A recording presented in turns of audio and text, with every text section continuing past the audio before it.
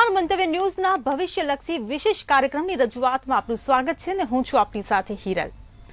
2024 વિદાય લઈ રહ્યું છે અને 2025નું આવતીકાલે આગમન થઈ રહ્યું છે, ત્યારે ઘણા બધા સવાલો કે 2025નું વર્ષ ભારતમાં અને લોકોના જીવનમાં શું બદલાવ લાવશે, શું નવું પરિવર્તન લાવશે, રાજકીય, આર્થિક, શેર માર્કેટ, વ્યાપારિક, રોજગારી ક્ષેત્રે શું ફેરફાર કે લાભ નુકસાન જોવા મળશે, રાશિ ગ્રહોની હાલચાલ કેવી રહેશે, લગ્ન જીવન પર કેવું રહેશે પરિવર્તન, કેવું રહેશે અસર, કયા ગ્રહ નડશે કે કયા ગ્રહ તારશે, શું સંકટ આવશે અને તેના નિવારણના ઉપાયો શું હશે, આ બધું જ આજના લોકોને જાણવું છે। કારણ કે આજનો માણસ ગમે તેટલો આર્થિક રીતે સદ્ધર થઈ ગયો હોય, મોડર્ન થઈ ગયો હોય, પરંતુ તે ક્યારેક જાહેરમાં તો ક્યારેક અંદરખાને જ્યોતિષ શાસ્ત્ર પર વિશ્વાસ રાખે છે, ભવિષ્યવાણી પર વિશ્વાસ રાખે છે।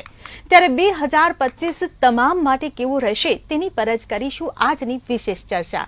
અને આ ચર્ચામાં આપણી સાથે જોડાઈ ગયા છે કિશન મહારાજ કે જે જ્યોતિષ આચાર્ય છે, હર્ષવર્ધન શાસ્ત્રી જેઓ પણ જ્યોતિષ આચાર્ય છે, આ સાથે ડોક્ટર મેઘા રાયચુરા વૈદિક જ્યોતિષ છે, સોનલ ધામી આપણી સાથે જોડાયા છે, ન્યુમરોલોજીસ્ટ છે, અને આરતી આચાર્ય કે જે ટેરોટ કાર્ડ રીડર છે, આ સાથે અંબાલાલ પટેલ જે હવામાન નિષ્ણાત છે। આ તમામ મહાનુભાવોનું મંતવ્ય ન્યૂઝમાં સ્વાગત છે। કિશન મહારાજ, મારો પહેલો સવાલ તમને કે 2025નું વર્ષ હવે આવતીકાલથી શરૂ થવાનું છે, 2024 વિદાય લેવાની છે, ત્યારે 2025ના આવનારા સમયમાં ગ્રહોની સ્થિતિ કેવી રહેશે અને દરેક રાશિ પર એ ગ્રહોની અસર કેવી રહેશે તે જણાવો। સૌ પહેલા તો આપને આ નવું વર્ષ તન મન ધનથી શુભકામના નીવડે। બીજું, તનથી તંદુરસ્ત રહો, મનથી મલકાતા રહો અને ધનથી છલકાતા રહો। આપકો इस बार नहीं, हर बार, हर साल, हर मास शिव से शक्ति मिले, मां अंबा से भक्ति मिले, गणेश से सिद्धि मिले तो शारदा से ज्ञान मिले, बलराम से बल मिले तो विधाता से फल मिले, कर्ण से दान मिले तो कुबेर से संपदा मिले, ऐसी चाहना करने वाले आज आपको हम मिले। ભૂદેવના આશીર્વાદ હોય ને તો બધું ઠાળે ચડી જાય। તો આવા ભૂદેવના આશીર્વાદ તમારી સાથે છે। 2025નું વર્ષ ખૂબ શુભદાયી નીવડે તે મંતવ્ય ન્યૂઝ તરફથી સૌને શુભેચ્છા। પહેલા તો 2025 કોનું, તો કે ભાઈ 2025 મંગળનું છે, મંગળ રાજા કહેવાય। 2025માં તમે જોશો તો મંગળ રાજા કહેવાશે। બીજું, શનિનું રાશિ પરિવર્તન થશે, ગુરુ મિથુન રાશિમાંથી કર્ક રાશિનો ઉંચનો બનશે, જે કેતુ મહારાજ છે એ સિંહ રાશિમાં ગોચર કરશે અને સાથે રાહુ મીન રાશિમાં પરિવર્તન કરીને કુંભ રાશિમાં પ્રવેશશે। આ બધા યોગ 2025માં કેવા રહેશે? સર્વપ્રથમ વાત કરીશું પહેલા તો અત્યારે વૈશ્વિક યુદ્ધ જે ચાલી રહ્યું છે તેના વિશે લોકો બહુ વાતો કરે છે। તો વૈશ્વિક યુદ્ધ ક્યાં પરિણામ આપશે 2025માં? ભારત ઉપર નાની મોટી ક્યાંક ને ક્યાંક સંકટ સાથે આ 2025નું વર્ષ સાબિત થઈ રહ્યું છે। જે પાડોશી દેશો છે તે બધા કદાચ ભેગા થઈને ભારત સામે ખતરો કરે, પણ ભારતનો પણ કહેવાય છે ને મંગળનો ઇતિહાસ છે, મંગળ રાજા છે, તો ભારત વર્ષ પોતે સક્ષમ છે સામે જવાબો આપવા, સામે ચર્ચા વિચારણા કરવા। તો 2025નું વર્ષ દેશ વિદેશમાં યુદ્ધો સાથે, નાની મોટી આફતો સાથે પસાર થશે। મંગળ સેનાપતિ છે, મંગળ સેનાપતિ ભારતનો બહુ મોટો આગવો ઇતિહાસ છે કે ગમે ત્યારે ગમે તે યુદ્ધ થયા પણ જે મંગળે ભૂમિકા ભજવી તે કોઈ નથી ભજવી શક્યું। તો એવી જ રીતે 2025માં આ મંગળ સેનાપતિ આગમી ભૂમિકા ભજવશે અને આ વર્ષ ખૂબ સારી રીતે ભારત વર્ષ માટે સાબિત થશે। જી બેન। જે મેઘાબેન, હવે હું તમને પૂછવા માંગીશ કે 2025માં જે કહેવાય છે કે મંગળનું આ વર્ષ છે, ત્યારે આ મંગળનો પ્રભાવ આપણા દેશ પર અને વૈશ્વિક સ્તરે પણ શું અસર પાડશે? આપણા દેશ પર ખાસ કરીને જે મંગળ છે, આ વર્ષ 2025 જે મંગળનું વર્ષ છે અને એના મિત્ર સમાન ગુરુ જે આ વર્ષમાં 3 વખત રાશિ પરિવર્તન કરશે। શરૂઆતમાં તે ખાસ કરીને વૃષભ રાશિમાં જોવામાં આવશે, 14th મે ના એનું પરિભ્રમણ થશે મિથુન રાશિમાં અને ત્યારબાદ 18th ઓક્ટોબરના એ ત્યાંથી કર્કમાં ઉચ્ચ રાશિના થશે। તો દરેક વ્યક્તિ માટે જે આ ગુરુની જે પરિસ્થિતિ છે એ શુભ પરિણામ લઈને સાબિત થશે। ખાસ કરીને દરેક વ્યક્તિના જીવનમાં જે શુભ પ્રસંગો છે એનું આગમન થશે, વિવાહના યોગ બનશે અને દેશ માટે જો વાત કરવામાં આવે તો મંગળ છે એ આક્રમક તા સાથે વિસ્ફોટકતા સાથે જોડવામાં આવે છે. દેશમાં એવા ડિસિઝન મેકિંગ જે પાસ્ટમાં લેવાયા છે તો હું એની વાત કરું. 1962 જેમાં ભારત ચીનનું યુદ્ધ થયું હતું, 1926 જેમાં રેલ દુર્ઘટના અને 1980 જેમાં પ્લેન ક્રેશની ઘટના બની હતી. તો એ બધા વર્ષો પણ મંગળ સાથે સંકળાયેલા હતા અને આ વર્ષ પણ જ્યારે મંગળ સાથે સંકળાયેલ છે તો જે આક્રમકતા હશે એ વધારે જોવામાં આવશે. ફાયર એલિમેન્ટ છે તો ફાયરના ઇન્સિડન્ટ્સ, કોઈ દુર્ઘટના થવાના આઈધર રેલવે સાથે કનેક્ટેડ હોય, રોડ સાથે કનેક્ટેડ હોય કે એરપ્લેન સાથે કનેક્ટેડ હોય, તો મશીનરી સાથે કનેક્ટેડ કોઈ પણ જગ્યા પર અગ્નિના કોઈ કેસ, ફાયર લાગવાના કે કોઈ પણ દુર્ઘટના થવાના ચાન્સીસ વધારે રહેશે. તો આ કેસમાં મશીનરીઝ છે કે તમારા કોઈ વેપન્સ છે એને પ્રોપરલી મેકેનિકલ ટ્રીટમેન્ટ આપવી બહુ આવશ્યક સિદ્ધ થશે દરેક વ્યક્તિ માટે. પ્લસ યુદ્ધ જેવી સિચ્યુએશન એટલે કે નાની એવી ચિંગારી પણ એક મોટું સ્વરૂપ લઈ શકે છે. સો ઇન્ટર કન્ટ્રી કોમ્યુનિકેશનમાં કે કોન્ફ્લિક્ટ ઊભા થઈ શકે છે. એની સાથે સાથે પ્રજામાં પણ જ્યારે જેમ કે 2016માં જ્યારે જીએસટી બિલ પાસ કરવામાં આવ્યું હતું એ પણ 9 નંબર હતો. તો આ વર્ષમાં પણ એવા યોગ બને છે કે જેનાથી ભારત સરકાર કે કોઈ સરકારી એવા decision making overall world level પર લેવામાં આવી શકે છે, જેના કારણે પ્રજામાં કોઈ પ્રજા ઉપર જ્યારે રાજ્ય સરકાર દ્વારા કે કોઈ પણ સરકાર દ્વારા ફોર્સફુલી કોઈ એક્ટ દાખલ કરવામાં આવે તો જે ડિસ્ટ્રેસની સિચ્યુએશન છે એ પણ ઊભી થઈ શકે છે. સો આ વર્ષમાં હું બધાને એક જ સલાહ આપીશ કે તમારી જે ઉર્જા છે એ હાઈ પોઈન્ટ પર રહેશે તો એને તમારા કાર્ય પર લગાવવી જોઈએ, તો તમને આ વર્ષ ખૂબ સફળતા આપનાર સાબિત થશે. ઇન કેસ ઓફ 2025 જેટલું મેડિટેશન કરી શકો, જેટલું શાંતિ રાખી શકો એટલું વધારે શુભ સાબિત થશે. જી બિલકુલ. સોનલબેન, તમે એક ન્યુમરોલોજિસ્ટ છો, ત્યારે હું તમને પૂછવા માંગીશ કે 1 થી 9 મૂલ્યાંક ધરાવતા જાતકો છે તેમના માટે 2025નું વર્ષ કેવું રહેશે? સૌથી પહેલા તો હું એ કહીશ કે 2025નું વર્ષ એનો અંક થાય છે 9 નંબર અને એ છે મંગળનો નંબર. હવે મંગળ એ કયા અંકનો મિત્ર નંબર છે એ આપણે જોઈએ. તો સૌથી પહેલા 1 નંબરની વાત કરીએ તો 1 નંબર એ રાજા છે. તો મંગળ છે જે 9 નંબર છે એ સેનાપતિ છે.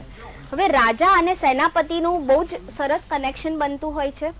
એટલે આપણે એવું કહી શકીએ કે 1 નંબરના જાતકો જેમાં કે 1, 10, 28 અને એ નંબરના જાતકો જેમ કે 1, 10, 28 લોકોને આગળ પ્રગતિનો એમને પ્રોગ્રેસ થઈ શકે છે, પ્રગતિના પંથે એ લોકો જઈ શકે છે. પણ એમની ઉર્જા જેમ કે 1 નંબર છે સૂર્યનો આંક છે, એની ઓલરેડી બહુ સારી ઉર્જા છે અને 9 નંબર એને વધુ ઉર્જા આપે છે.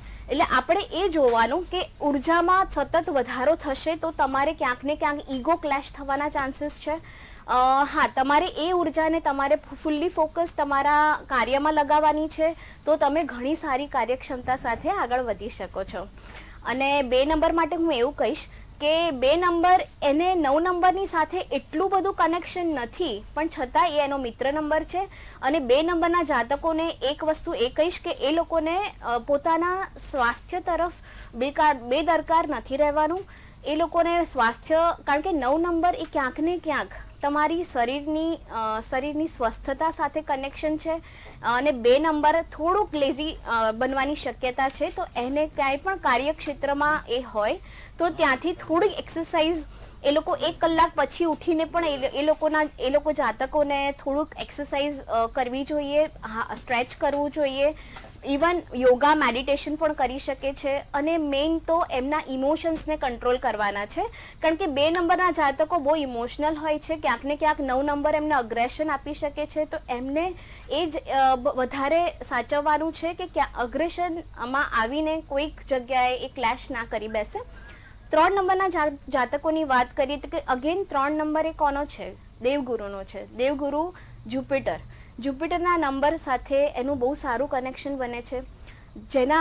જેની ડેટ ઓફ બર્થ 3 છે, 12 છે, 21 છે, 30 છે, એ જાતકોને આ વર્ષ ઘણું સારું એમને લાભ આપશે. પણ એમની જે પણ ટીચિંગના ફિલ્ડમાં છે, કન્સલ્ટન્સીના ફિલ્ડમાં છે, જે બહુ જ સરસ રીતે આગળ કામ કરી રહ્યા છે. જે એજ્યુકેશનના ફિલ્ડમાં છે એ લોકો માટે ખૂબ સારા સમાચાર આવી શકે છે, એમને પ્રમોશન મળી શકે છે. ઇવન જે ગુરુ છે એ ક્યાંક ને ક્યાંક ગુરુતા આપે છે, તો 9 નંબર એ ઉર્જાનો નંબર છે, એને એક્સપાન્ડ કરી શકે છે. તમારા ધંધા રોજગારને તમે એ રીતે એક્સપાન્ડ બી કરી શકશો. અને ગુરુનો અંક એ 9ની સાથે બહુ સારી રીતે કનેક્ટ થઈ શકે છે. હવે 4નો નંબર, 4 નંબર એ રાહુનો નંબર છે, એ ક્યાંક ને ક્યાંક સંઘર્ષ બતાવે છે. હવે સંઘર્ષનો નંબર છે એટલે એની એનર્જી જે છે એ આઉટ ઓફ ધ બોક્સ વિચારે છે. હવે જ્યારે 9 નંબર એટલે મંગળનું વર્ષ છે એટલે એ સંઘર્ષમાં વધારો થઈ શકે છે. એને બહુ જ ધ્યાન રાખવું પડશે. ક્યારે બી કોઈની સાથે આર્ગ્યુમેન્ટ, દલીલો કરવા માટે એને બહુ જ કાળજી રાખવી પડશે. બીજું કે 4 નંબરની વ્યક્તિ છે એને એની ઉર્જાને અલગ રીતે થોડી ડાયવર્ટ કરવી પડશે. એને થોડું ટ્રાવેલિંગ કરવું જોઈએ. એને એક રિસર્ચમાં કામ કરવું જોઈએ કે કારણ કે 9 નંબરે એ ક્યાંક ને ક્યાંક જ્ઞાન વિજ્ઞાન સાથે પણ જોડાયેલો છે. જો 4 નંબરની વ્યક્તિ આઉટ ઓફ ધ બોક્સ વિચારી શકતી હોય, કમ્પ્યુટર ફિલ્ડમાં હોય, આઈટી ફિલ્ડમાં હોય કે એઆઈ ફિલ્ડમાં હોય, તો એ લોકો બહુ સારો પ્રોગ્રેસ કરી શકશે. કારણ કે એ લોકો માટે 9ની ઉર્જા ઘણી મહત્વની બની જશે. બસ એમને એ જ ધ્યાન રાખવાનું છે કે એમની ઉર્જા છે એમાં એ કઈ દિશામાં એ વાપરે છે એ એમને ધ્યાન રાખવું પડશે. અગેન 5 નંબર જે છે, 5 નંબર એ બુધનો નંબર છે, મર્ક્યુરીનો નંબર છે. બુધ એ રાજકુમાર છે. ન્યુમરોલોજીમાં આપણે વાત કરીએ તો 5 નંબરની ઉર્જા એક નાના બાળક જેવી હોય છે. હવે બાળક છે ને એને એ વધારે બિઝનેસ સાથે કનેક્ટેડ હોય છે જો એ ધંધો કરતો હોય, અને ક્યાંક ને ક્યાંક એની ઉર્જા છે ને થોડીક જેમ કે સ્પ્રેડેડ હોય. એને ઘણી બધી વસ્તુ એ એક સાથે લઈને ચાલતા હોય, તો એમને એક જ મારો એડવાઇસ છે કે એમને ફોકસ એક વસ્તુ માટે કરવી પડશે. એમને 1 by 1 એમને એક વસ્તુને વધારે ફોકસલી કરવી પડશે. અને એ સિચ્યુએશનમાં એમને કઈ રીતે એમને આગળ જઈ શકાય, એ કોઈના ગાઈડન્સથી થોડું આગળ એ લોકો વધી શકે છે. પણ 5 નંબરની એનર્જી 9 નંબરની એનર્જી સાથે બહુ જ સરસ કામ કરી રહી છે. ઇવન 25નો આંકડો જે છે 2025માં એમાં બી 5 નંબરનો સમાવેશ થાય છે. એટલે ક્યાંક ને ક્યાંક એની ઉર્જા એમને વધારે સારી રીતે ફળી શકે છે. બસ ખાલી માઇન્ડમાં એમને જે એમનું જે સ્પ્રેડેડ છે એ એન્વાયરમેન્ટને એક જગ્યાએ ફોકસ કરીને એમને કામ કરવાની જરૂર છે. અગેન 6 નંબરનો આંકડો છે. 6 નંબરના અંકની વ્યક્તિને આપણે 9 નંબરની સાથે સારું કનેક્શન છે. એક મિથ છે કે 9 નંબર ને 6 નંબર એન્ટી નંબર્સ છે, પણ એવું જરાય નથી. 3, 6 ને 9નું જે કોમ્બિનેશન છે બહુ સારું કામ આપે છે. અને ઇવન વૈદિક ન્યુમરોલોજીમાં 3, 6 ને 9નો જે અંક છે એકબીજા સાથે બહુ સરસ રીતે કનેક્ટ થઈ રહ્યો છે. તો આ 6 નંબરના જાતકો કે જેની ડેટ ઓફ બર્થ છે 6, 15, 24, તો એ લોકો જે છે એ લોકોને આ વર્ષે શું કરવાની જરૂર છે? એ લોકો ઓલરેડી થોડી લેઝીનેસ એ લોકોમાં હોય, લક્ઝરી સાથે એ ટેવાયેલા હોય. અહીંયા ઉર્જાનું વર્ષ છે. હવે ક્યાંક ને ક્યાંક એમને એ ઉર્જાવાન થવાની જરૂર છે. અને એમની જે શક્તિ છે એને થોડી બહાર લાવીને અને એમને કામ કરવાની જરૂર છે. 6 નંબરની એનર્જી બહુ જ સરસ કામ આપી શકે એમ છે. ક્રિએટિવ ફિલ્ડમાં કામ આપી શકે છે, કલાના ક્ષેત્રમાં કામ આપી શકે છે. બસ તમારે એ જોવાની જરૂર છે કે તમે કઈ રીતે ડાયવર્ટ કરી શકો છો. હવે 7 નંબરની વાત કરીએ તો 7 નંબર એટલે ડેટ ઓફ બર્થ જેની 7, 16 અને 25 છે. એ લોકોમાં એક વસ્તુ જોવામાં આવી છે કે કેતુનો નંબર છે. કેતુને સર નથી એટલે માથું નથી, એને ફક્ત ધડ છે. એ લોકો દિલથી કામ લે છે અને દિલના કનેક્શન્સ જેની સાથે બને એ એની માટે ઘણું બધું કરી શકે છે. જ્યારે 9 નંબરની એનર્જી એની સાથે ભળે છે ત્યારે એક બેનિફિટ એને એ થાય છે કે મંગળ જે છે ને એ કેતુ સાથે બહુ સારી રીતે કનેક્ટ એટલે કરે છે કે એ બહુ નિર્દોષ છે, કારણ કે દિલથી વિચારે છે. એટલે એની એનર્જી પોઝિટિવ રહેશે. કેતુવાળા જેટલા બી નંબર્સ ના જાતકો છે એમના માટે તો એ લોકો બહુ સારી રીતે આગળ વધી શકે એમ છે. કેતુ જ્યાં વર્ક કરી રહ્યા છે બસ એમને થોડું ફોકસ રાખવાની જરૂર છે. અગેન 4 નંબરની જેમ કેતુને બી એના કામમાં એટલે થોડું ટ્રાવેલિંગ કરશે અને થોડુંક એના માઇન્ડને થોડુંક સ્ટેબલ રાખીને કામ કરશે તો એમને ડેફિનેટલી સારા પરિણામો મળી શકશે. 8 નંબરની વાત કરીએ તો શનિનો નંબર છે 8, સેટર્ન. હવે સેટર્નની એનર્જી છે એ બહુ જ સારી રીતે મર્જ નથી થઈ શકતી મંગળ સાથે, બીકોઝ કે શનિ છે એ મંગળ અને શનિમાં એક કનેક્શન એ છે કે શનિ મહારાજ જે છે હનુમાનજી સાથે કનેક્ટેડ છે, જે એવી રીતે મંગળની બી એનર્જી હનુમાનજી સાથે કનેક્ટેડ છે. એટલે ક્યાંક ને ક્યાંક એ કનેક્શન સ્પિરિચ્યુઆલિટીની દ્રષ્ટિએ જોઈએ તો શનિ એ કર્મફલદાતા છે, એ જસ્ટિસ માંગે છે અને મંગળને એ ગમે છે એ વસ્તુ. એટલે ક્યાંક ને ક્યાંક 8 નંબર વાળાને પણ એ જ કરવાનું છે કે ક્યાંય કોઈની સાથે બી ઇનજસ્ટિસ ના થવો જોઈએ, નાના લોકોને આગળ લાવવા માટે પ્રયત્ન કરવો જોઈએ, નાના લોકો માટે સારી વસ્તુઓ એ પોતે કેવી રીતે આપી શકે, પ્રોવાઈડ કરી શકે એ જોવું જોઈએ. અને એમને એ વસ્તુ માટે 8 નંબરની એનર્જી બહુ જ સ્ટેબલ નથી. એટલે સ્ટેબિલિટી માટે જો એ 9 નંબરને ફોકસ કરે અને પ્રોપર વેમાં એ એની એનર્જી યુઝ કરે તો ડેફિનેટલી 8 નંબર બહુ સારું કામ કરી શકે છે.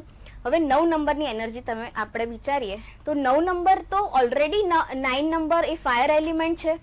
ફાયર એલિમેન્ટમાં બીજું ફાયર એલિમેન્ટ એડ થશે, એટલે 9 નંબરના જાતકોને એ ધ્યાન રાખવાનું છે કે એની જે એનર્જી છે એ ડબલ થવાની છે. એટલે એનું અગ્રેશન ઓલરેડી છે અને એ ફરી ડબલ થશે, એના ગુસ્સામાં વધારો થશે, એના કાર્યક્ષમતામાં વધારો થશે.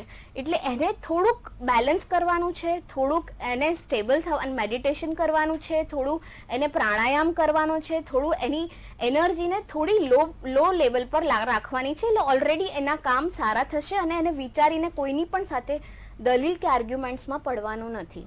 પણ આ રીતે જો એ આગળ વધશે તો 9 નંબરના જાતકો ખૂબ સારું કામ આપી શકશે.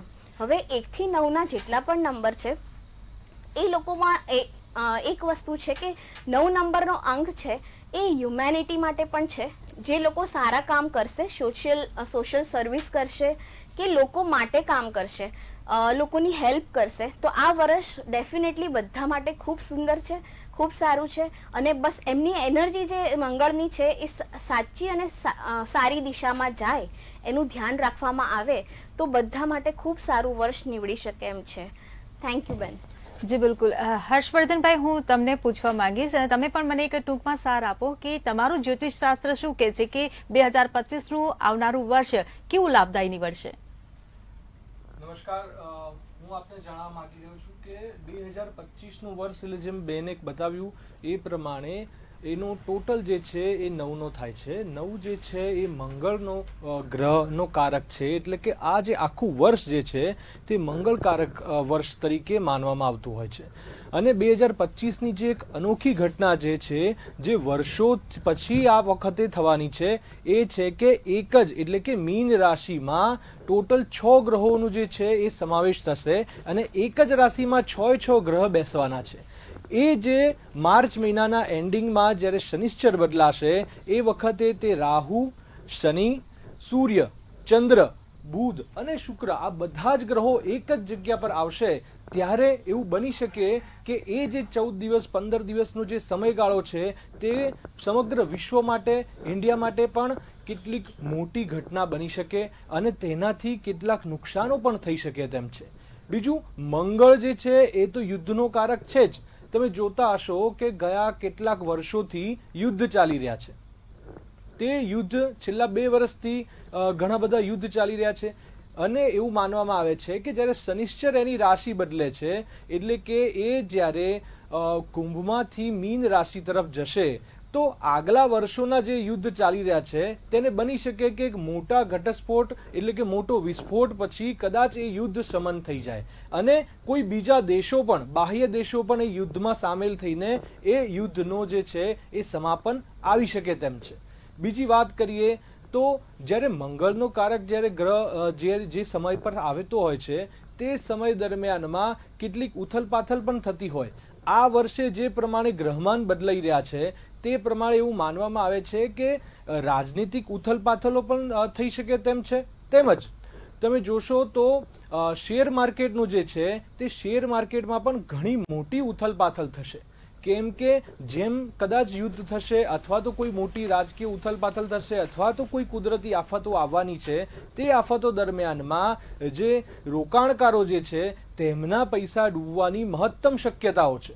તો આવી પરિસ્થિતિમાં 2025ના વર્ષમાં તમારે બહુ જ સાવચેતીપૂર્વક જે છે તે આખું વર્ષ પસાર કરવાનું છે. અને ખાસ કરીને શેર બજારમાં જે રોકાણકારો છે તેમને તો ખાસ મહત્વથી ધ્યાન આપવાનું છે. તેમજ વાત કરીશું તો શેર બજાર જે છે તે બુધકારક ગ્રહમાં આપણે ગણી શકાય છે. અને એ જે બુધકારક ગ્રહ છે એમાં 57 દિવસો એવા છે કે જે બુધ ઉપર કેટલાક પાપક ગ્રહોની દ્રષ્ટિઓ આવતી હોય છે.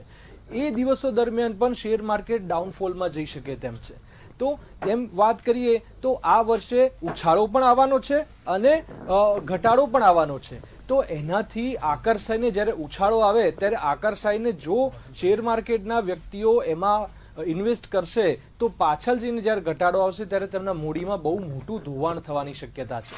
બીજી વાત કરીશું તો જ્યારે મંગળ જે છે તે કોઈ પણ વર્ષનું મહત્તમ રાજા બનતો હોય છે અને જ્યારે શનિશ્ચર આ રીતે બદલાય અને શનિ જે છે તે મીન રાશિ એટલે કે એ જળ રાશિ છે અને જળ રાશિમાં જ્યારે શનિશ્ચરનો પ્રવેશ થાય છે તેમજ બીજા 6 ગ્રહોનો પણ સમાવેશ એક જ રાશિમાં થતો હોય તેવું બની શકે કે ધરતીકંપ આવવાની પણ શક્યતા છે.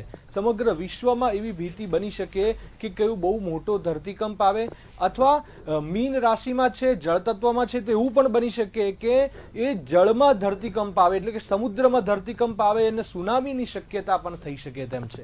તો આવી કેટલીક ભીતિઓ જે છે તે 2025માં અવશ્યથી છે. તો આ સર્વેનું આપ જે છે તે ધ્યાન રાખશો અને આ જે 2025નું વર્ષ જે છે તે શાંતિમય રીતે આપ પૂર્ણ કરશો.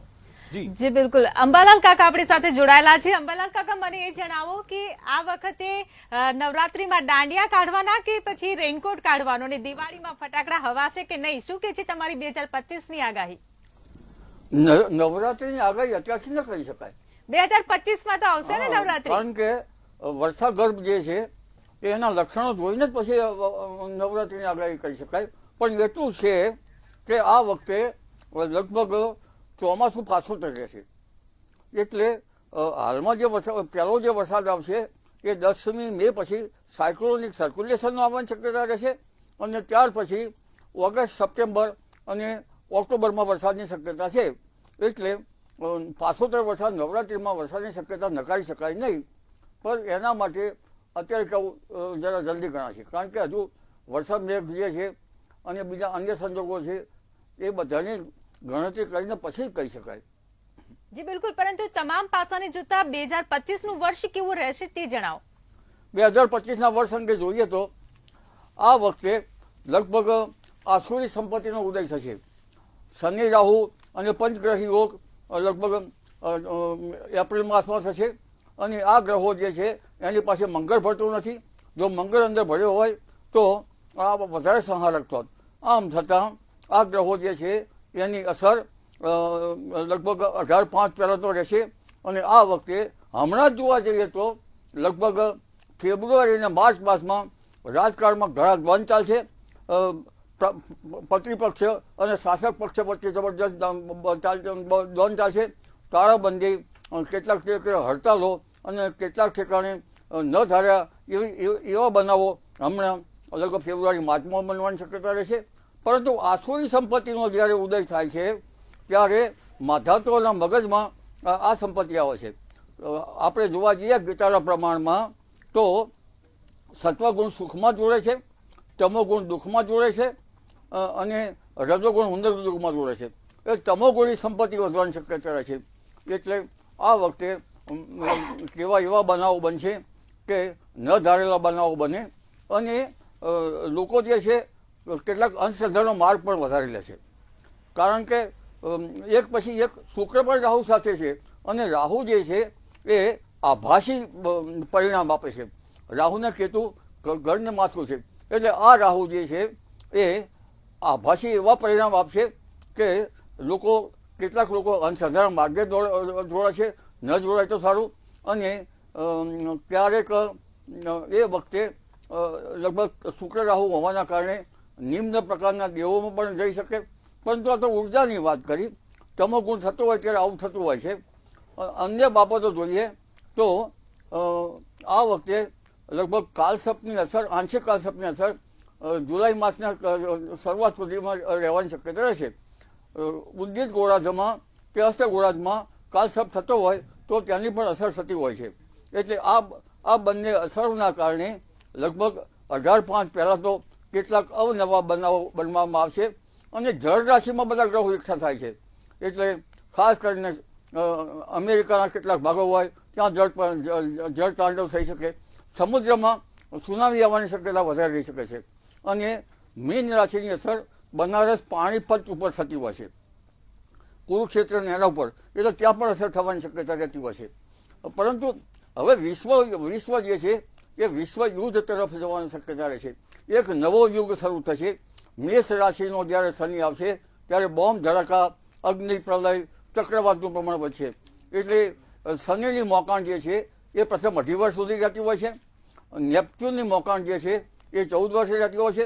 નેપચ્યુન કુટિલ છે, જે ગાંજા અને ડ્રગ્સની હેરાફેરી બતાવે છે. તેમજ લગભગ હર્ષલની જે ગતિવિધિ છે એ 7 વર્ષ રહેતી હોય છે. હર્ષલ જે છે એ પ્રેસિડેન્ટ રૂલ બતાવે છે. એટલે સંસદમાં લગભગ ગાજ છે અને વરવા દ્રશ્યો જોવા મળશે. પરંતુ અવની ઉપર પણ, વસુંધરા ઉપર પણ અવનવો બનાવ બનશે. જો કે હવે લગભગ કૃતિકા હશે ત્યારે આંગ્લ દેશ ઉપર ત્યાંની અસર થશે. એટલે યુરોપમાં એમાં બાકાત નહીં શકે. જ્યારે વૃષભમાં શનિ આવશે ત્યાર પછી ત્યારે યવન દેશમાં જ અસર થવાની શક્યતા રહેશે. પરંતુ ઉલ્લેખ છે કે જે લગભગ 8-9 વર્ષ અત્યારના 5 હારાત બાકીના જ્યારે મિથુનમાં શનિ આવે ત્યારે અમેરિકા જેવી મહાસત્તાઓ જે છે એની પણ અસર થવાની શક્યતા રહે છે.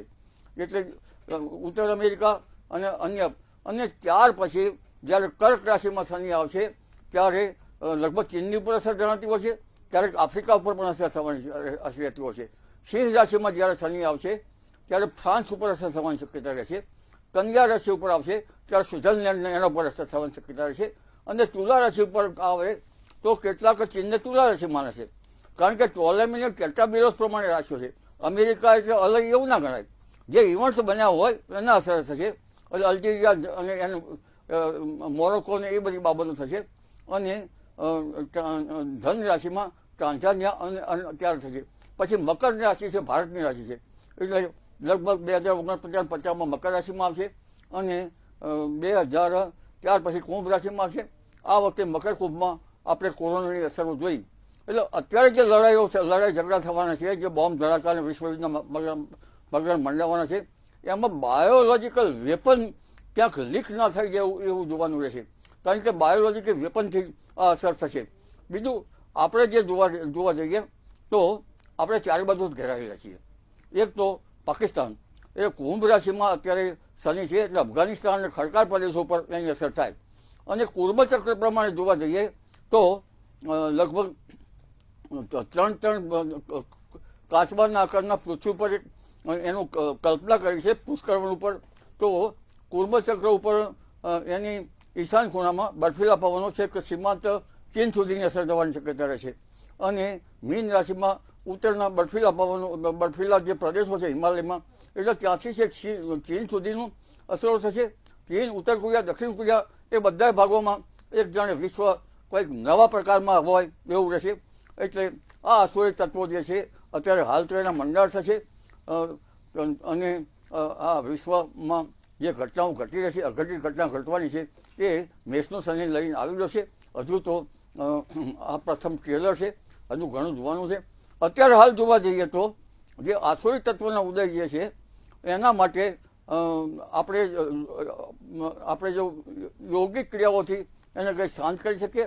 કારણ કે અમુક 1961-62 લગભગ 1979, 1985ની આસપાસ, તેમાં 1990-91ની આસપાસ, અને લગભગ ત્યાર પછી 97-98ની આસપાસ, 2004-5 આસપાસ જ્યાંની કુંડળીમાં શાપિત દોષ થતો હશે, શનિ રાહુ શનિ કેતુ હશે, અને તેમાં લગ્નમાં 1, 4, 7, 8 અને 12 ખાનામાં છે અને મીન રાશિમાં છે તો તેની અસર વધારે થવાની શક્યતા રહેશે. એટલે આ વખત સંભાળવાનું રહેશે. પરંતુ મીન રાશિના જે પોલિટિશિયનો હશે એનું તો વધારે સંભાળવાનું રહેશે.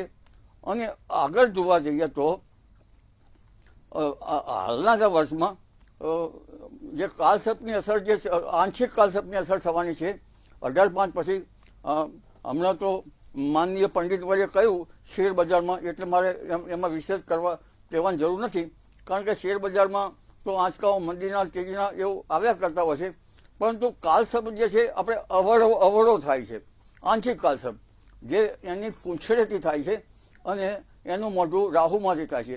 એટલે જ્યારે પાછળથી થતો હોય ત્યારે લોકો ધર્મપરાયણ બનશે, કથા પ્રમાણ બનશે. એટલે આ આસુરી સંપત્તિમાંથી કોઈ બાકાત રહી શકતી નથી. ક્યારેક કોઈને ડિપ્રેશન આવી શકે છે તો એમાંથી બાકાત ના રહી શકે. આ વખતે જોવા જઈએ તો આપણું અનહાત ચક્રને જાગૃત કરવું પડશે. અનહાત ચક્ર એટલે હૃદય, હાર્ટ ચક્ર, અને પછી વિશુદ્ધ ચક્ર, અને ત્યાર પછી આજ્ઞા ચક્ર, પિત્યુટરી ગ્લેન્ડ, અને સહજાર ચક્ર. એટલે અનહાત ચક્ર જો જાગૃત કરશો તો સારું રહેશે. કારણ કે નાડી કોષોમાં જોવા જઈએ તો પીડન નાડીમાં હિંસા નાડી પરપીડન કરાવે છે, અને સંનુજાતિ ઉત્પત્તિકાઓ છે એ પણ મર્મસ્થાનો, ક્ષત્રિય મર્મસ્થાનને ભેદવાની શક્યતા રહે છે. અને વધુમાં આ અંગે આપણો જે વ્યાન વાયુ જે છે એને જાગૃત કરવાની જરૂર રહેશે, કારણ કે વ્યાન વાયુ રક્તાભિસરણમાં ફરે છે. આપણે સમાન ઉદાન એવા વાયુ છે. અને એની સાથે ધનંજય વાયુ ને એને શાસ્ત્રીય સંવાદમાં જ્યારે વધારે સક્રિય કરવો પડશે, કારણ કે ચમત્કારો ધનંજય વાયુ થાય છે. ધનંજય વાયુ જે છે એ ક્યાં સુધી રહેશે આપણને ખ્યાલ છે? ક્યાં સુધી રહેશે ધનંજય વાયુ આપણી સાથે?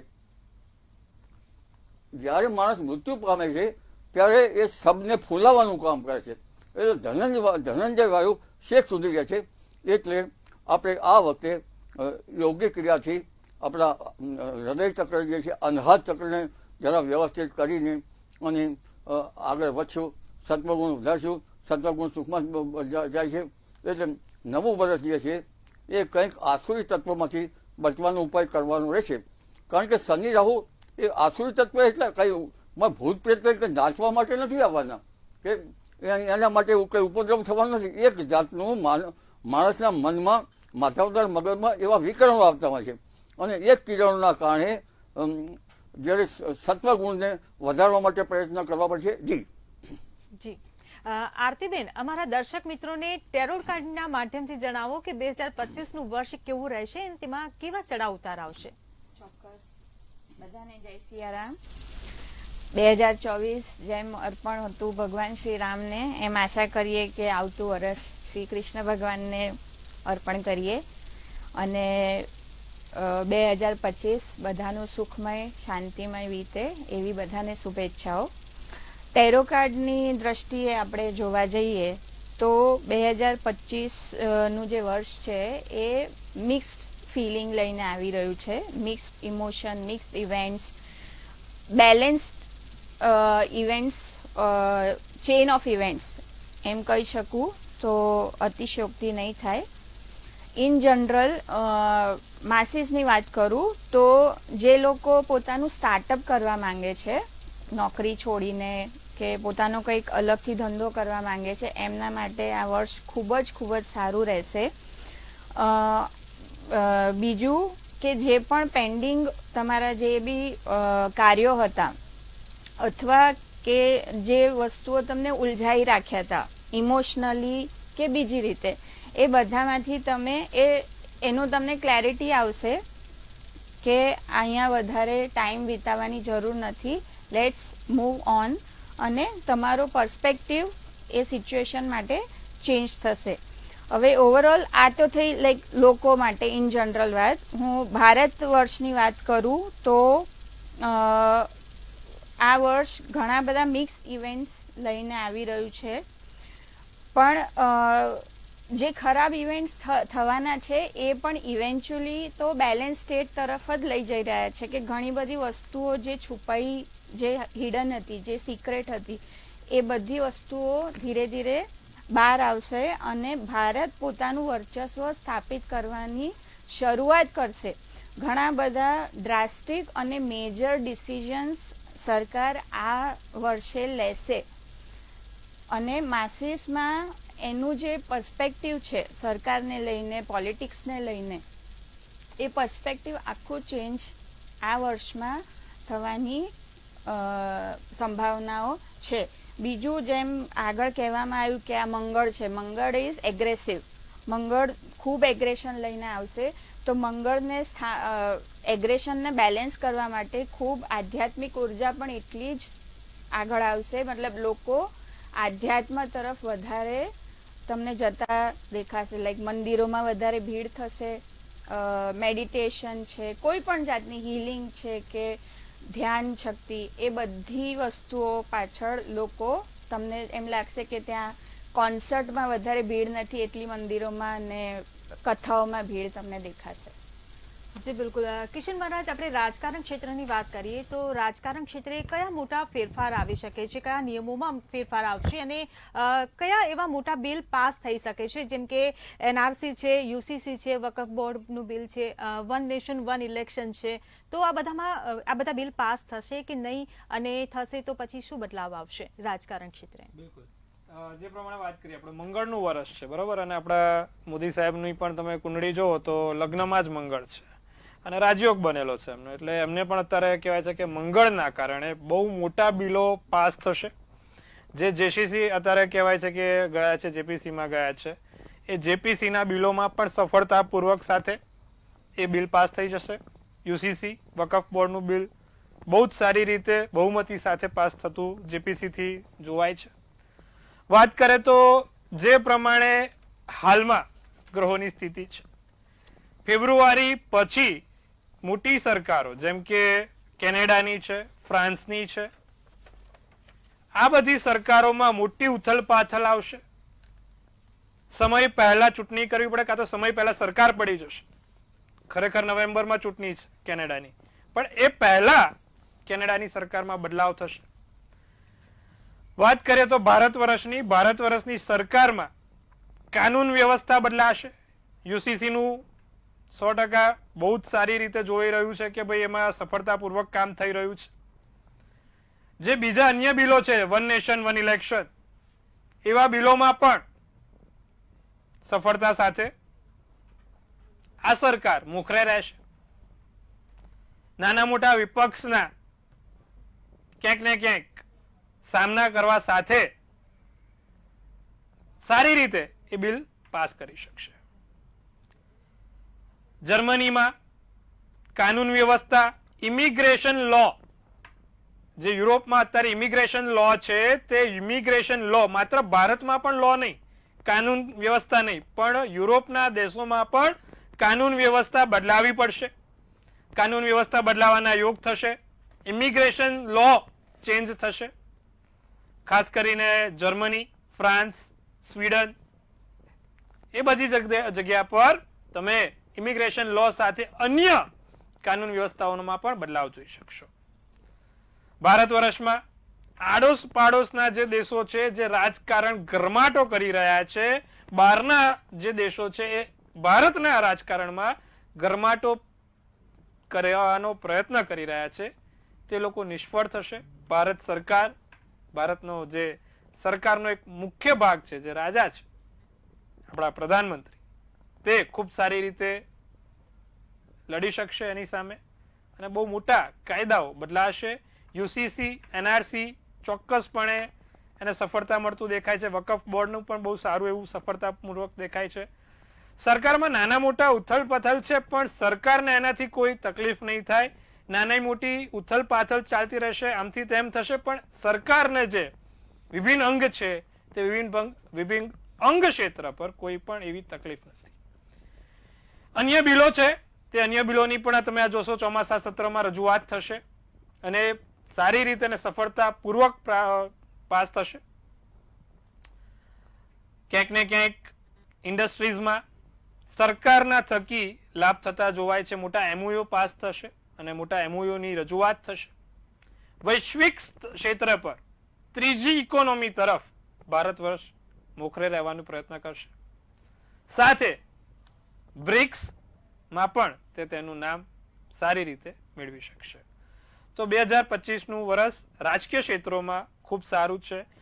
નો ડાઉટ નાની મોટી ઉથલ પાથલ છે, પણ જેવી રીતે બિલ પાસ થશે તેમ એ ઉથલ પાથલ શાંત થતી જશે. ક્યાંક ને ક્યાંક નાના મોટા એવા યોગ પણ બનશે કે નાની મોટી હિંસા થશે, પણ સરકાર સક્ષમ છે એ હિંસાને રોકવા માટે. તો 2025 નું વર્ષ રાજકીય ક્ષેત્રમાં મોટા બિલો, કાનૂન વ્યવસ્થા. વૈશ્વિક ક્ષેત્રે ઇમિગ્રેશન લો ચેન્જ કરવો પડશે.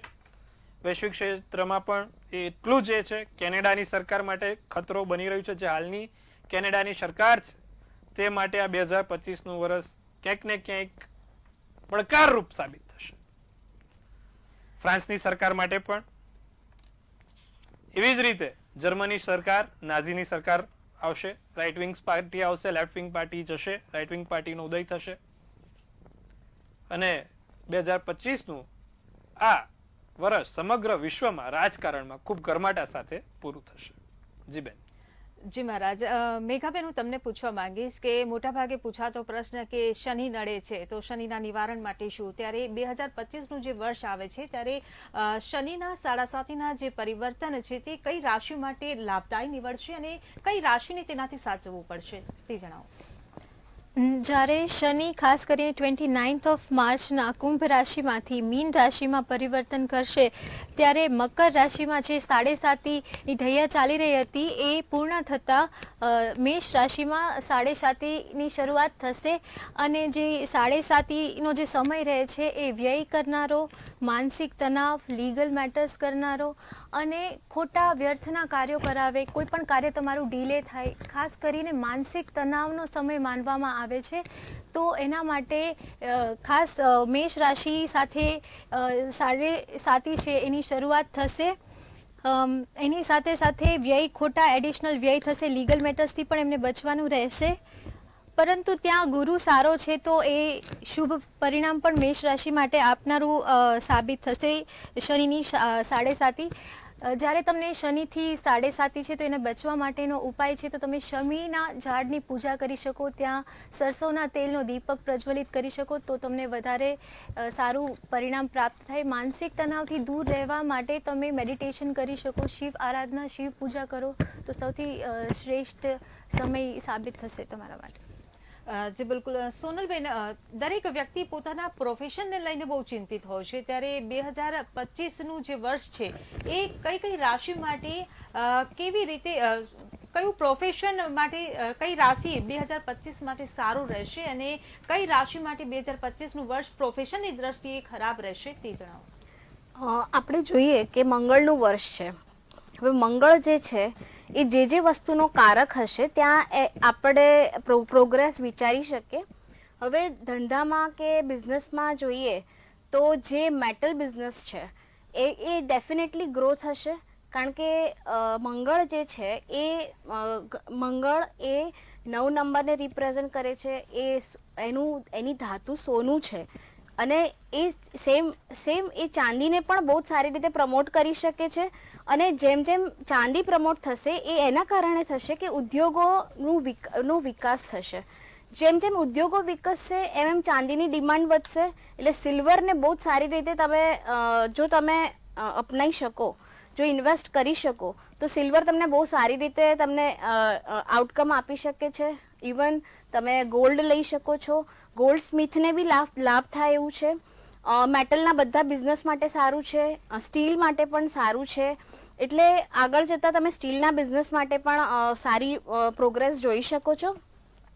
બીજું એ સિવાય જ્યાં જ્યાં હ્યુમેનિટીના કામ થઈ રહ્યા છે અને જ્યાં જ્યાં લોકોની સ્વાસ્થ્યના કામ થઈ રહ્યા છે, જેમ કે મેડિકલ છે, પછી કેમિસ્ટ છે, એ લોકોના ધંધામાં બહુ સારી સફળતા મળે એવું છે. આપણે એવું ના કહી શકીએ કે એ લોકોને વધારે પેશન્ટ મળે, પણ આપણે એવું ચોક્કસ કહી શકીએ કે લોકો વધારે સ્વાસ્થ્ય પ્રત્યે જાગૃત થશે આ વર્ષે. અને 9 નંબર એ મંગળનો નંબર છે એટલે મંગળ છે ને એ લોકોને પ્રેરશે એમની પોતાની સ્વાસ્થ્યની દરકાર માટે કરવા માટે. હવે એના માટે લોકો જીમ વધારે જોઈન કરશે, લોકો ડાયટ ફોલો કરશે પ્રોપર. એટલે તમે એ જ ક્ષેત્રમાં સપોઝ કે કોઈ તમને ડાયટ પ્લાન કરીને આપતું હોય કે એ તમારો ડાયટિશિયન હોય તો ડાયટિશિયનને લાભ થઈ શકે છે, જીમ જે ચલાવતું હોય એને લાભ થઈ શકે છે અને હેલ્થ સેક્ટરમાં જે પણ લોકો છે જોડાયેલા એ બધાને લાભ થઈ શકે છે. એ સિવાય આપણે જોઈએ તો 9 નંબર મંગળનો નંબર છે અગ્રેશન. જ્યાં જ્યાં અગ્રેશનની જરૂર છે, જેમ કે પોલીસનું જે આપણા જે ડિફેન્સ છે જેમ કે ડિફેન્સ માટે આપણે કહી શકીએ કે આર્મી છે, નેવી છે, એ બધામાં બહુ આગળ ગ્રોથ થશે. અને જે આપણું જે પોલિટિક્સમાં પણ એ લોકોને બહુ સારી રીતે આગળ આવવાના ચાન્સ મળશે.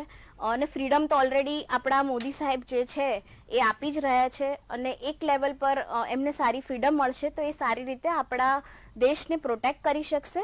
એટલે આ બધા જ લોકોને વિશેષ લાભ થશે. એ સિવાય જે 3 નંબરની એનર્જી સાથે કામ કરી રહ્યા છે, જેમ કે ટીચર છે, જે એજ્યુકેશન ઇન્ડસ્ટ્રીમાં છે, જે લોકો કન્સલ્ટન્સી ચલાવી રહ્યા છે, જે લોકો કાઉન્સેલિંગ કરી રહ્યા છે, એ લોકોને પણ ક્યાંક ને ક્યાંક વધારે લાભ મળી શકે છે. એટલે અને આજકાલ તમે જોશો તો તમારા ઇમોશન્સને ઘણો કંટ્રોલ કરવાની જરૂર હોય છે. તો સાયકેટ્રિસ્ટ છે, જે હીલર છે, એ લોકોના બી કામમાં સારો એવો ગ્રોથ જોવા મળી શકે છે. ઇવન સ્પિરિચ્યુઅલ હીલર્સ, સ્પિરિચ્યુઅલ લાઇનમાં જે મોડાલિટીઝ લોકો વધારે ને વધારે એ તરફ વળશે, સ્પિરિચ્યુઆલિટીમાં એ આગળ વધશે, ધાર્મિક કાર્યોમાં આગળ વધશે. એટલે ઓવરઓલ જોતા હ્યુમેનિટીના બધા કાર્યો જે પણ કરતું હશે એ લોકોને લાભ મળશે. ઓકે બેન, થેન્ક યુ. જી બિલકુલ.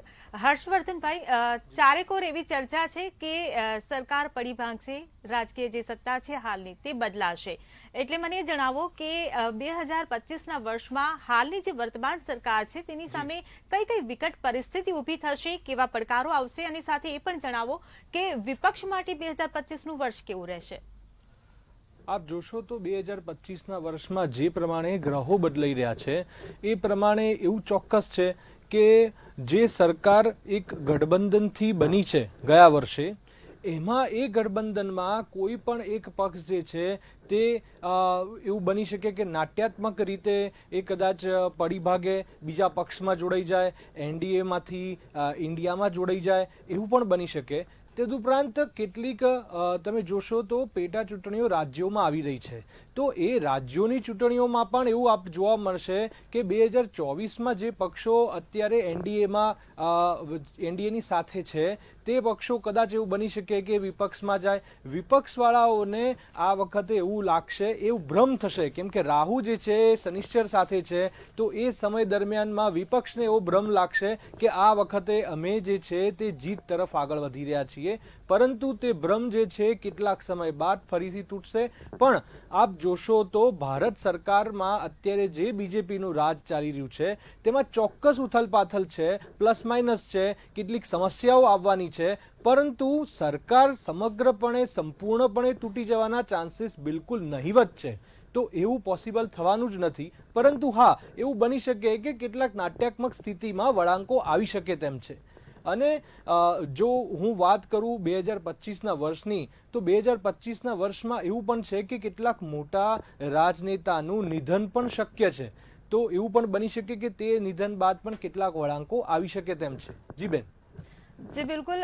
આરતીબેન, હું તમને પૂછવા માંગીશ કે 2025નું જે વર્ષ આવશે, વૈશ્વિક યુદ્ધની જ્યારે હમણાં વાત થઈ રહી હતી, ત્યારે વૈશ્વિક યુદ્ધ જે થઈ રહ્યા છે તેનો અંત આવશે કે નહીં, એ ટેરો કાર્ડના માધ્યમથી જણાવો. જી ચોક્કસ.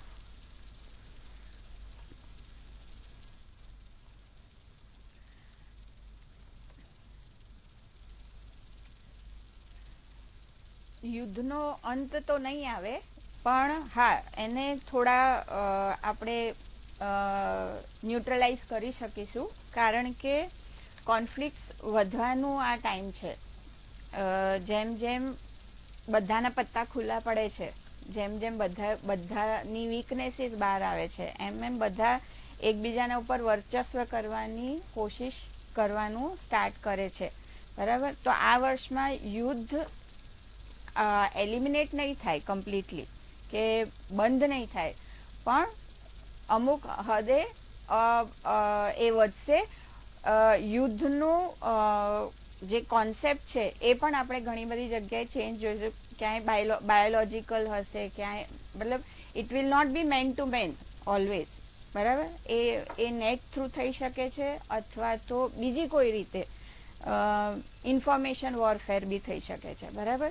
તો યુદ્ધ સંપૂર્ણપણે બંધ થઈ જશે એવી કોઈ શક્યતા અત્યારે નેક્સ્ટ યરમાં દેખાતી નથી.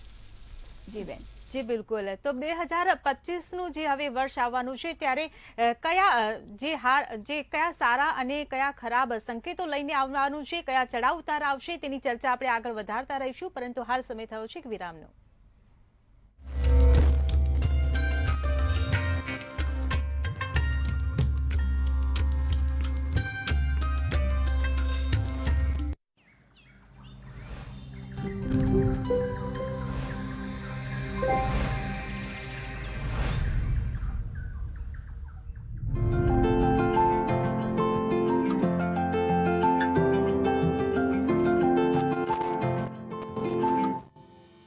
દૂધ પીવાથી શરીર તંદુરસ્ત રહે, મગજ ફ્રેશ રહે, ધ્યાન ભણવામાં રહે. અમે નિયમિત શાળાએ આવીએ છીએ. મને ભણવાની બહુ મજા આવે છે.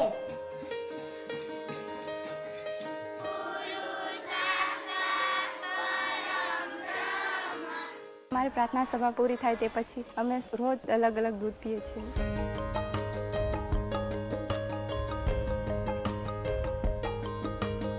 જેમ કે મેંગો, રોઝ, વેનીલા, અલગ અલગ ફ્લેવરનું દૂધ મળે છે. આજે મેંગો ફ્લેવરનું હું દૂધ પીધું. વેનીલા ફ્લેવરનું દૂધ પીધું. દૂધ એ ઉત્તમ આહાર તરીકે માનીએ છીએ. અને હું દૂધ પીમ ને ત્યારથી મને થકાતું નથી. દૂધ પીવાથી અમારી યાદશક્તિ પણ વધી છે. દૂધ પીવાથી અમારા શરીરની બધી ઉણપો દૂર થાય છે. તો આ દૂધ અમારા સ્વાસ્થ્ય માટે ખૂબ સારું છે.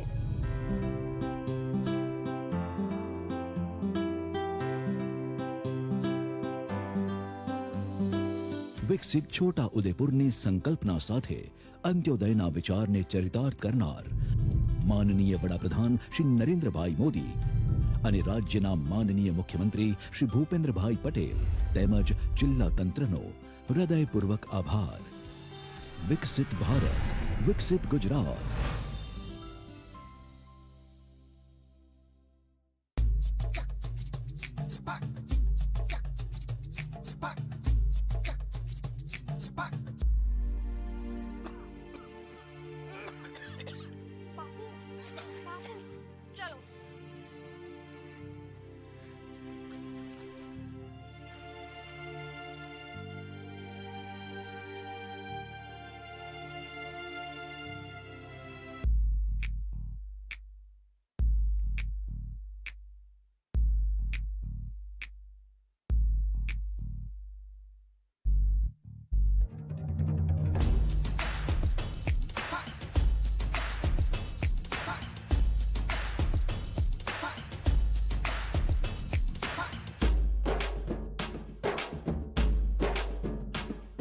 હવે ગુજરાતની 7.5 લાખ મહિલાઓ બનશે ડ્રોન દીદી. વિકસિત ભારત, વિકસિત ગુજરાત. શિયાળે સોરઠ ભલો આજો કચરો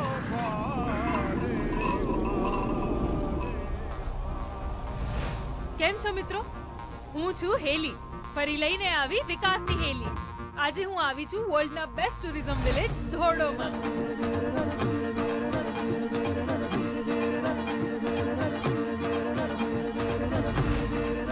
દર વર્ષે થતા રણોત્સવને માણવા આખી દુનિયા અહીંયા આવે છે. ખબર છે કેમ? કારણ કે વિશ્વમાં ક્યાંય ના હોય એવું અદ્ભુત છે આ સફેદ રણ. જાણે ધરતી પર ચાંદરનું પથરાયું હોય એવા દ્રશ્યો તમને અહીં જોવા મળે. ઉગતા સૂરજ અને ચાંદની રાતના ઐશ્વર્યમાં રણની સુંદરતા કંઈક અલગ જ નીકળીને આવે. સફેદ રણની સુંદરતા, કચ્છી સંસ્કૃતિ, ભવ્ય ટેન્ટ સિટી, દરરોજ સાંસ્કૃતિક કાર્યક્રમો, લાઇટ એન્ડ સાઉન્ડ શો અને એડવેન્ચર એક્ટિવિટીઝ, આ દરેક સુવિધાઓનું સરનામું એટલે રણોત્સવ.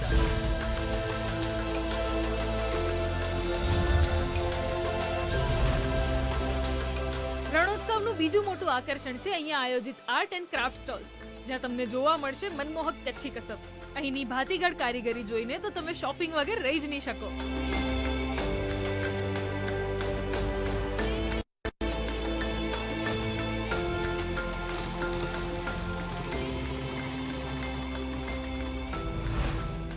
રણોત્સવની આસપાસના ટુરિસ્ટ લોકેશન જેવા કે રોડ થ્રુ હેવન, ધોળાવીરા, માતાનો મઢ, માંડવી બીચ સહિત તમે કેટલું એક્સપ્લોર કરી શકશો, જે માટે સરકાર દ્વારા અહીં ટુરિસ્ટ સર્કિટ બસ પણ શરૂ કરવામાં આવી છે ને જોરદાર? તમે પણ અહીં આવીને કહેશો કે કચ્છ નહીં દેખા તો કુછ નહીં દેખા.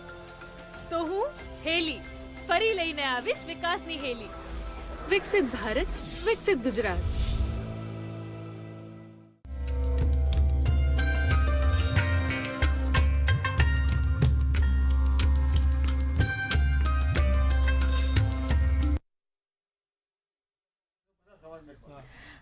તો વિરામ બાદ આપ સૌનું સ્વાગત છે ને હવે ચર્ચાને આપણે આગળ વધારીશું. ત્યારે અંબાલાલ કાકા, હું તમને ફરીથી પૂછવા માંગીશ કે તમે જે આગાહીની જ્યારે વાત કરી ત્યારે હવે હું તમને એ પૂછવા માંગીશ કે કયા કયા તહેવારમાં વરસાદની આગાહી છે?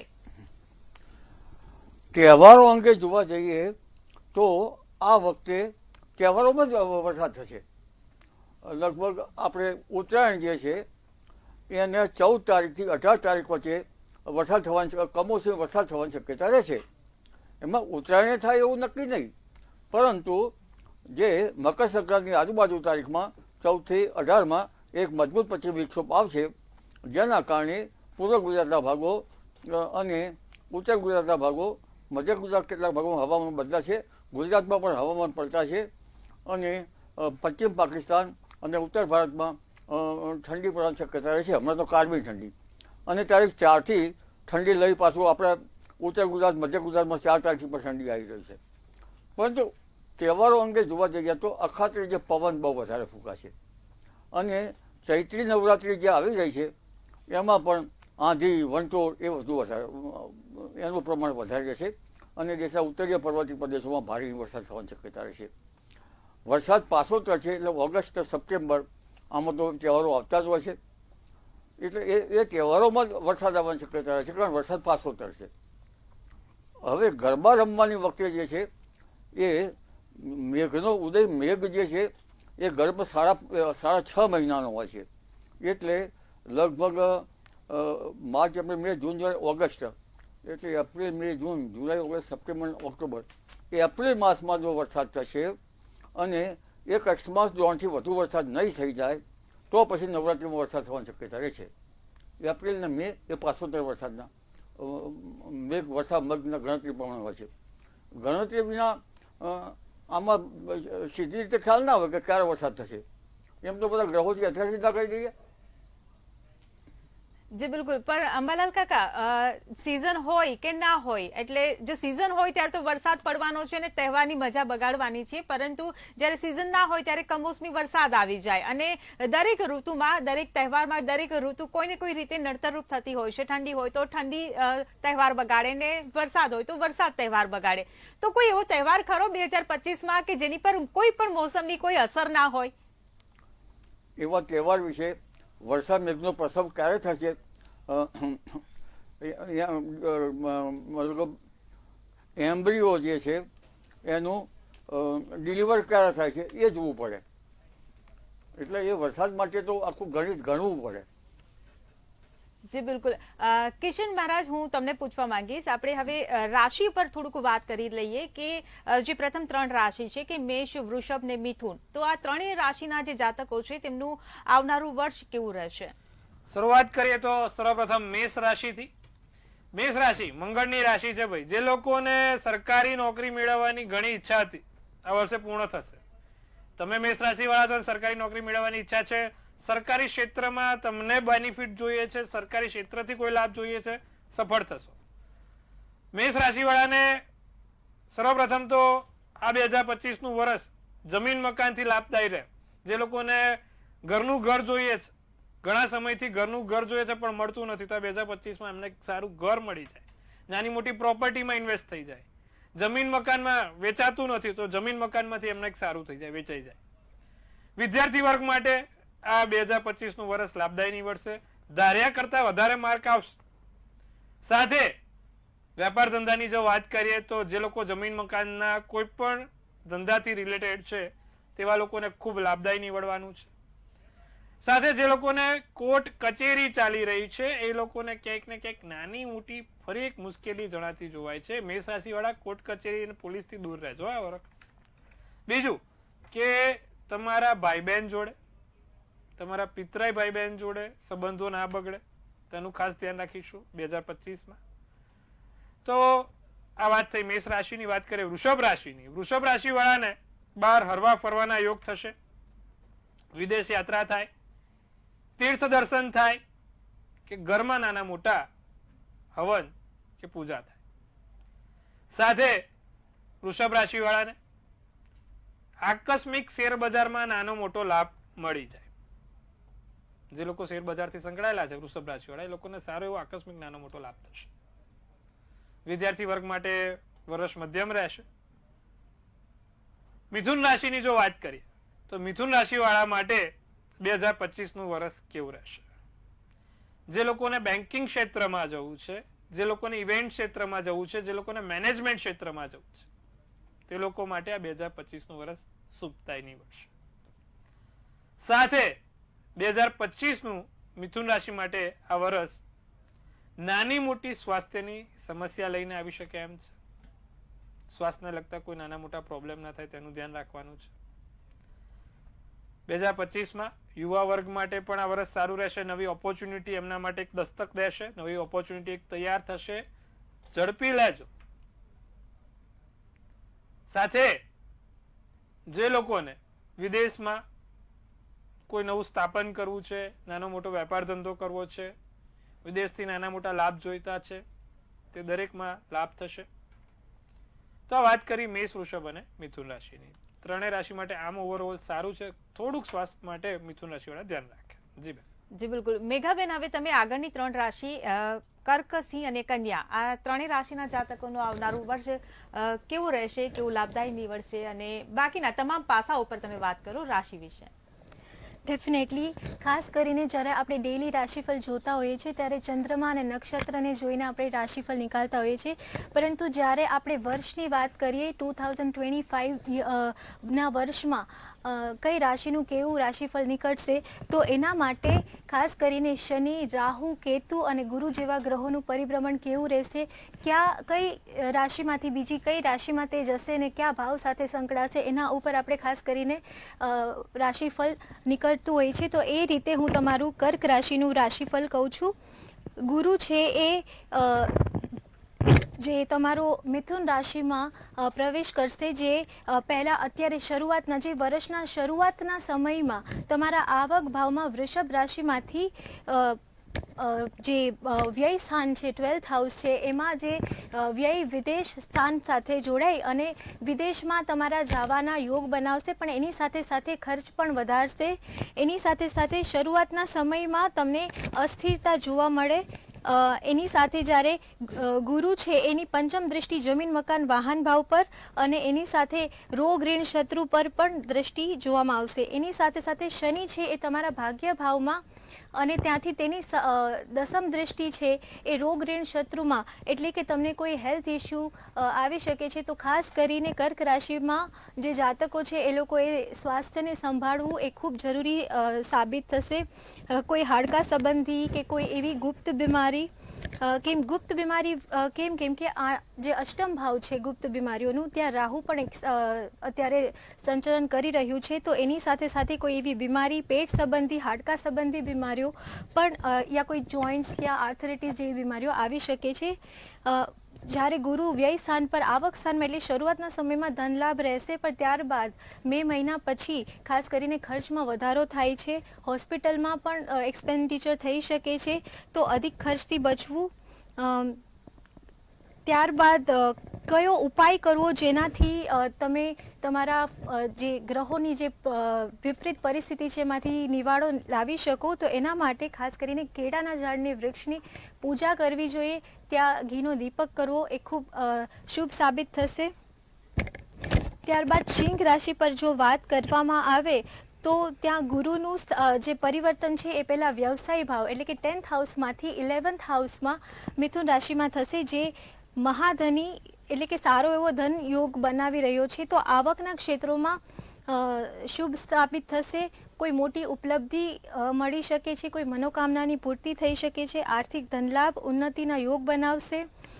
એક વાત તો છે કે આ વર્ષના જે ગુરુનું જે પરિભ્રમણ છે એ દરેક વ્યક્તિ માટે વિવાહ અને પ્રેમ અને સંતાનના યોગ બનાવી રહ્યું છે. કેમ કે ગુરુ જે શરૂઆતના સમયમાં વૃષ રાશિમાં, ત્યારબાદ મિથુન અને ત્યારબાદ કર્કમાં ઉચ્ચનો રાશિનો થશે. તો જ્યારે ગુરુની દૃષ્ટિભાવથી પંચમ, સપ્તમ અને નવમ દૃષ્ટિથી અથવા જે ગુરુની દૃષ્ટિ છે તમારી કુંડલીમાં, પર્ટિક્યુલર કુંડલી અગર રાશિમાં બી આપણે ના જોઈએ તો પર્ટિક્યુલર કુંડલીમાં જ્યારે તમારા સપ્તમેશ પર બી જ્યારે પાસ થશે ત્યારે પણ સપ્તમેશ પર પણ દૃષ્ટિ કરશે ત્યારે પણ વિવાહના યોગ બનશે. તો તમારે શરૂઆતથી જ આ વસ્તુ પર કાર્યરત રહેવું જોઈએ અને એનું ડેફિનેટલી તમને શુભ ફળ પ્રાપ્ત થશે. એ રીતે સિંહ રાશિમાં પણ ખાસ કરીને સપ્તમ દૃષ્ટિ પંચમ ભાવ પ્રેમ ભાવ પર અને નવમ દૃષ્ટિથી વિવાહને જોઈને વિવાહના શુભ યોગ બનાવી રહ્યું છે. એની સાથે સાથે ખાસ કરીને જે શનિ છે એ તમારા અષ્ટમ ભાવમાં રહેશે અને રાહુ છે એ સપ્તમ ભાવમાં. તો તમારા વિવાહમાં થોડા, જેના વિવાહ પહેલેથી થઈ ચૂક્યા છે એમાં થોડા મતભેદ થઈ શકે છે. અષ્ટમ ભાવમાં શનિ હોવાથી અકસ્માતથી બચવું, હોસ્પિટલ એક્સપેન્ડિચરથી બચવું, ખર્ચથી બચવું એ ખાસ જરૂરી સાબિત થશે. ઓવરઓલ ફિનાન્શિયલી ખૂબ સિંહ રાશિ માટે સારું વર્ષ સાબિત થશે. ભાગીદારીમાં કોઈ તમને દગો આપી શકે છે રાહુ સપ્તમ ભાવમાં વિરાજિત હોવાથી, તો એના માટે ખાસ તમારે ધ્યાન રાખવું. સિંહ રાશિ માટે ઉપાય સૌથી શ્રેષ્ઠ શનિ, કેમ કે અષ્ટમ છે તો તમારે શમીના વૃક્ષની પૂજા કરવી, ત્યાં સરસવનો દીપક પ્રજ્વલિત કરવો અથવા શિવલિંગ ઉપર કાળા તલનો અભિષેક કરવો એ શુભ સાબિત થશે. ત્યારબાદ અગર કન્યા રાશિ પર વાત કરીએ તો કન્યા રાશિ જેમાં શરૂઆતમાં નવમ ભાગ્ય ભાવ પર ગુરુ વિરાજિત છે, ત્યાંથી દસમ ભાવ પર કર્મ ભાવ પર ગુરુ આવતા અને ત્યારબાદ રાહુ છે એ તમારા કુંડલીના ષષ્ઠમ રોગ ઋણ શત્રુ એટલે કે શત્રુહંતા યોગ બનાવશે, જેથી શત્રુઓ પર વિજય પ્રાપ્ત થશે. સપ્તમ ભાવ પર શનિ અગેન મેરેજમાં થોડા ક્લેશિસ આવી શકે છે તો એના માટે સંભાળવું. વિવાહના યોગ બનશે, ધનલાભ પ્રાપ્તિ થશે, પણ અધિક ખર્ચ થઈ શકે છે માટે ખર્ચ પર કંટ્રોલ કરવું. ખાસ કરીને જ્યારે રાહુ છે એ તમારા રોગ ભાવ સાથે જોડાઈ રહ્યો છે તો અકસ્માતથી સંભાળવું અને કોઈ બીમારી ના આવી જાય, કોઈ ઇન્ફેક્શન ના લાગી જાય, એના માટે ખાસ ધ્યાન રાખવું એ આવશ્યક છે. ગુરુ છે એ એકાદશ ભાવમાં આવક ભાવ સાથે વર્ષના અંતમાં જ્યારે કર્ક રાશિનો આવશે ત્યારે તમારા આવકમાં પણ વધારો થશે અને વિવાહના પણ યોગ બનશે. તો ઓવરઓલ કન્યા રાશિ માટે પણ આ વર્ષ શુભ સાબિત થશે. જી બિલકુલ.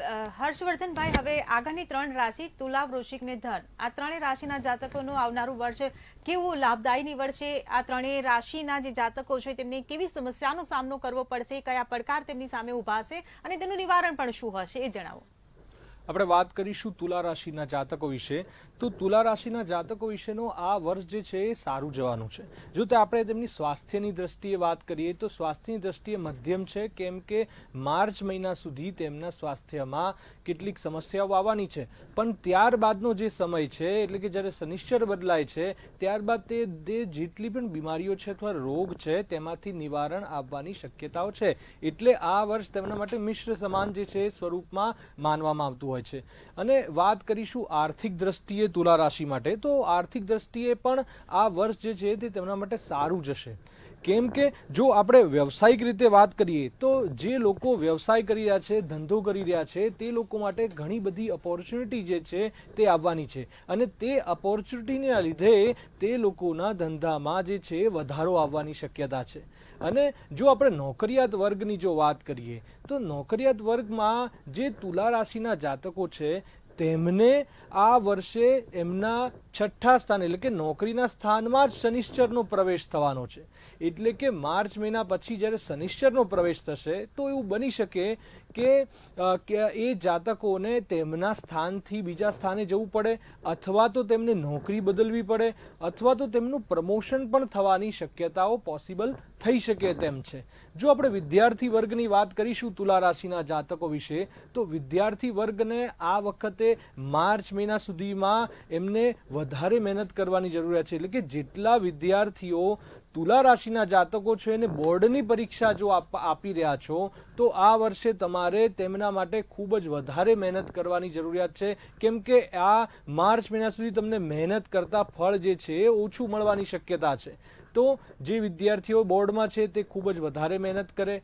અને જો તુલા રાશિના જાતકોને આ વર્ષ હજુ વધારે સુખમય બનાવવું હોય તો તે પિતૃઓનું પૂજન કરશે તો તેમના માટે આ વર્ષ જે છે ખૂબ જ સુખમય રીતે પસાર થઈ શકે તેમ છે. તો આપ જે છે તે અમાસના દિવસે આપ તેલનો દીવો કરી શકો છો પિતૃઓનો, તેમની પાછળ કેટલાક દાન કરી શકો છો. શ્રાદ્ધ પક્ષ આવશે ત્યારે પિતૃઓના સારી રીતે શ્રાદ્ધ કરી શકો છો. ચૈત્ર મહિનામાં આપ નારાયણ બલિ કરાવી શકો છો.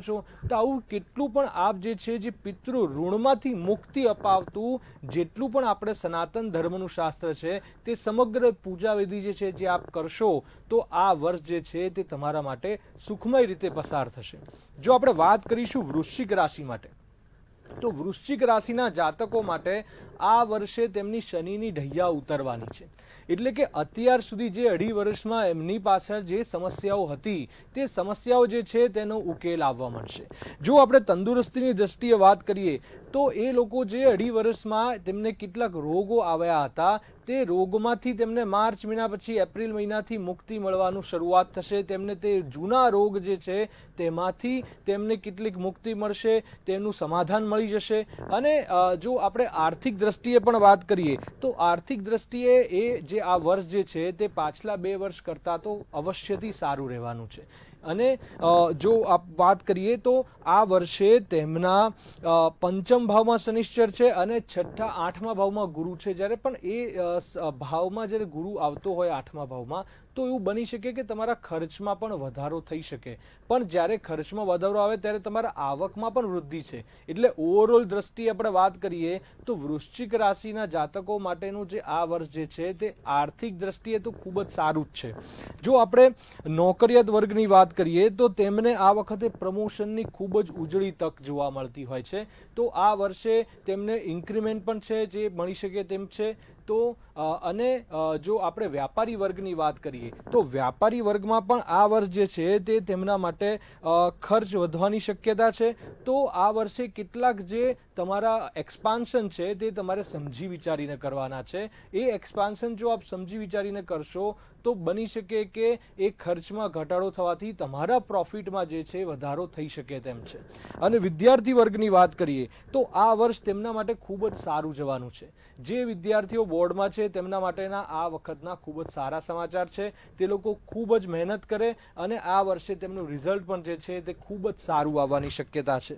આ વર્ષે જો વૃશ્ચિક રાશિના જાતકો એ ગુરુની ઉપાસના કરશે તો તેમના જીવનમાં જે છે તે વૃદ્ધિ થવાની શક્યતા છે. ગુરુ એટલે કે બૃહસ્પતિ દેવની જો આપ ઉપાસના કરશો, ઓમ બૃહસ્પતયે નમઃ આ મંત્રની માળા પણ કરશો, પીળા વસ્ત્રનું દાન કરશો તો આ વર્ષ જે છે તમારા માટે શુભમય રીતે પસાર થશે. જો આપ વાત કરીશું ધન રાશિ માટે તો ધન રાશિ માટે આ વર્ષ જે છે તે મધ્યમથી ચેલેન્જિંગનો સમય રહેવાનો છે, કેમ કે તેમની પર શનિની ઢૈયા એ જે છે આવવાની છે. એટલે કે માર્ચ મહિના સુધીનો એમનો જે સમય જે છે તે તો સારો જશે, પરંતુ ત્યારબાદ જે છે શનિશ્ચરની ઢૈયા આવવાના લીધે પાછળનો જે સમય જે છે તે તેમના માટે જે છે ચેલેન્જિંગ રૂપ જે છે તે ધારણ કરવાનો છે. આપણે સ્વાસ્થ્યની દ્રષ્ટિએ વાત કરીએ તો માર્ચ મહિનાથી મે મહિનાના જે સમય જે છે તે દરમિયાન તેમને ખૂબ જ ધ્યાન રાખવાની જરૂરિયાત છે. તેમને વાહનના અકસ્માત થવાની શક્યતા વધુ હોવાથી તે સમય દરમિયાનમાં તમારે વાહન જે છે તે ધીરે ચલાવવાનું છે. તેમજ કેટલીક એડવેન્ચરસ જે એક્ટિવિટીઝ છે તેમાંથી તમારે બાકાત રહેવાનું છે. એડવેન્ચરસ એક્ટિવિટીઝ જે છે નથી કરવાની, ખોટા રિસ્ક નથી લેવાના, ઓવર સ્પીડિંગમાં વ્હીકલ નથી ચલાવવાનું. આવું કરવાથી અકસ્માત થવાના ચાન્સીસ ઓર વધી જતા હોય છે. તો આ વર્ષે ધનરાશિના જાતકો જે છે તે તેમનું રોડ પ્રેઝન્સ છે તે શાંતિપૂર્વકનું કરે અને અકસ્માત ન થાય તેનું ખાસ ધ્યાન રાખે. આર્થિક દ્રષ્ટિએ વાત કરીએ તો આ વર્ષ તેમના માટે મધ્યમ જવાનું છે. મે મહિના સુધીનો જે સમય જે છે તે નોકરિયાત વર્ગ માટે એવરેજ રહેશે, પરંતુ ત્યારબાદ જે છે તે તેમને ધાર્યા પરિણામો જે છે એ મળવાની શક્યતા ઓછી છે, કેમ કે શનિની ઢૈયાના લીધે જો આપ એવું એક્સપેક્ટ કરો છો કે અમારું આ વર્ષે પ્રમોશન થશે અથવા તો અમને ઇન્ક્રીમેન્ટ મળશે, તો આ વર્ષે આપને રાહ જોવાની શક્યતા રહેશે, કેમ કે આ વર્ષ જે છે તમારે શાંતિપૂર્વક જે પસાર કરવાનું છે. વ્યાપારી વર્ગની વાત કરીએ તો માર્ચ મહિનાના સુધીનો સમય જે છે તે સારો રહેશે, પણ ત્યારબાદ તેમની પર આપત્તિ આવવાની સંભાવના છે. જે બી વ્યક્તિઓ પાર્ટનરશિપની થી ધંધો કરી રહ્યા છે તેમને ખાસ સાચવવાની જરૂરિયાત છે, કેમ કે પાર્ટનરશિપમાં તમારા પાર્ટનર જે છે તે બની શકે કે કોઈક વિખવાદથી છૂટા પડે, તમારા પાર્ટનરમાં ચેન્જ થાય, તમારી ટ્રીટીઓ ચેન્જ થાય તેવી પણ પોસિબિલિટી છે. તો જે વ્યક્તિઓ, જે ધંધાર્થીઓ પાર્ટનરશિપમાં ધંધો કરી રહ્યા છે તેમને આ વર્ષે ધનરાશિના જાતકોએ અવશ્યથી ધ્યાન રાખવાની જરૂરિયાત છે. જો આપણે કૌટુંબિક દ્રષ્ટિએ વાત કરીએ તો માર્ચ મહિના પછી તમારા બોલવાથી કેટલીક કૌટુંબિક સમસ્યાઓ જે છે ઉદ્ભવવાની શક્યતા છે. એટલે આ વખતે આ વર્ષે તમારે જો કોઈ પણ કૌટુંબિક મિટિંગો સર્જાતી હોય તો ત્યારે તમારે ખૂબ જ 100 વાર વિચારીને બોલવાની જરૂર છે, કેમ કે તમારા બોલવાથી ઝઘડો જે છે તે વધવાની શક્યતા છે, વિખવાદ વધવાની શક્યતા છે. આથી જ આ વર્ષે જે છે શાંતિપૂર્વક આપે પસાર કરવું. અને વિદ્યાર્થી વર્ગની વાત કરીએ તો આ વર્ષ તેમના માટે મધ્યમ રહેવાનું છે. જો આ વર્ષે તેમના પર શનિની ઢૈયા બેસવાની હોવાથી જો આપ શનિશ્ચર એટલે કે શનિ દેવતાની જો પૂજા અર્ચના કરો છો તો તેનાથી તમારી પર આવનારી જે આપત્તિઓ છે તે ઓછી થશે. આપ કાળા વસ્ત્રનું દાન કરો, કાળા તલનું જે તેલ છે તેનું દાન કરો, શનિને ભગવાનની જેટલી પણ ઉપાસના થતી હોય તે કરો, શનિવાર કરો, આપ ઓમ શનિશ્ચરાય નમઃ મંત્રનો જાપ કરો, તો તેનાથી અવશ્યથી આ વર્ષ જે છે તમારા માટે સુખમય રીતે પસાર થશે. જી બેન. જી બિલકુલ. અંબાલાલ કાકા, તમે પણ મને એક સાર આપો રાશિને લઈને કે મકર, કુંભ અને મીન આ ત્રણેય રાશિના જે જાતકો છે તેમના માટે 2025ના વર્ષમાં કેવા લાભ કે નુકસાન આવશે, કેવા ચડાવ ઉતાર આવશે અને જે પરિવર્તનો આવશે એની જીવન પર શું અસર પડશે, અને ખાસ કરીને સિનિયર સિટીઝનો માટે આ 2025નું વર્ષ કેવું રહેશે? આપણે જોવા જઈએ તો આ રાશિ ગોચરની વાત કરી, પણ લગ્ન કુંડલી પણ જોવી જોઈએ. મકર રાશિના જાતકો છે એ ચર રાશિમાં છે. ચર રાશિ માટે પરદેશની એમને જો પરદેશના યોગ સારા છે તો પરદેશમાં જવાનો ચાન્સ મળશે. 1, 4, 7 અને 10 એ ચર રાશિ છે.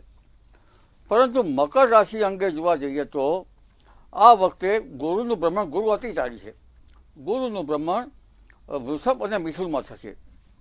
જ્યારે ગુરુનું ભ્રમણ વૃષભમાં થશે ત્યારે યુનિવર્સિટી ડિગ્રી ઉચ્ચ લેવાનું, શિક્ષણ કરવામાં અને આગળ ભણવામાં એને સારું રહેશે. પરંતુ હર્ષલનું ભ્રમણ જે છે એ પંચમ સ્થાનમાં રહે છે. પંચમ સ્થાન જે છે એ વિદ્યાનું છે, એટલે આઈક્યુનો માપદંડ હશે તો કે જેની જે પરીક્ષાની તૈયારી કરતા છે, કોઈ આઈએસની તૈયારી કરતા છે, કોઈ ઉચ્ચ પરીક્ષાની તૈયારી કરતા છે, કોઈ આઈજીપીની તૈયારી કરતા છે, તો એમના માટે સારું રહેશે. બીજું અન્ય જોવા જઈએ તો લગભગ નેપચ્યુન છે એ મીન રાશિમાં છે. એટલે નેપચ્યુનનું જે ભ્રમણ છે એ એમના 3જા ભાવમાં થશે. એટલે જ્યાં જળ સ્ત્રોત છે એ અને જ્યાં જલીય જે છે એના નજીકમાં પરદેશનો યોગ જોવા આપણને મળે. આ માટે લગ્ન કુંડળી અને રાશિ કુંડળી બંનેને મૂલવી યોગ રહેશે. પરંતુ આ મકર રાશિ અંગે જોવા જઈએ તો પનોતેરનું મોકાણ જે છે એ 29/2025 એપ્રિલથી પનોતેરનું મોકાણ પૂરી થશે. એટલે એ દ્રષ્ટિએ એનું સારું થશે. અને જ્યારે ગુરુ મિથુન રાશિમાં આવશે ત્યારે ખાનપાનમાં કાળજી રાખવી પડશે, કારણ કે પાચન સંબંધી એમને બીમારીઓ આવી શકે. અને ત્યારબાદ દાંપત્ય જીવન જોવા જઈએ તો દાંપત્ય જીવનમાં કોઈ નોંધપાત્ર ફેરફાર નથી. જો 1, 4, 7, 8, 10 ને 1, 4, 7, 8 અને 12 ભાવમાં જો ક્રૂર ગ્રહો હશે, શાપિત દોષ હશે તો એ મુશ્કેલી આવી શકે. બાકી કર્ક રાશિ જે છે એનાથી એમને સેન્સિટિવનેસમાં વધારો થશે. અને લગભગ મકર રાશિમાં 10, 11, 12, 1, 2 મિથુન રાશિ જે છે એ 8મા ભાવમાં આવે છે. એટલે જો બુધ જે છે પંચમ ભાવનો માલિક થઈને કોઈ પંચમ ભાવમાં હશે કે 8મા બુધ હશે તો સંતાન માટે ક્યારેક રાહ જોવાઈ શકે. ઓવરઓલ એવરેજ જોવા જઈએ તો જે નેપચ્યુનનું ભ્રમણ એ મીન રાશિમાં એના માટે બહુ સારું રહેશે અને વિદ્યાર્થીઓ માટે સારું રહેશે. કૌટુંબિક માટે શનિની મોકણ પૂરી થઈ જતાં સારું રહેશે.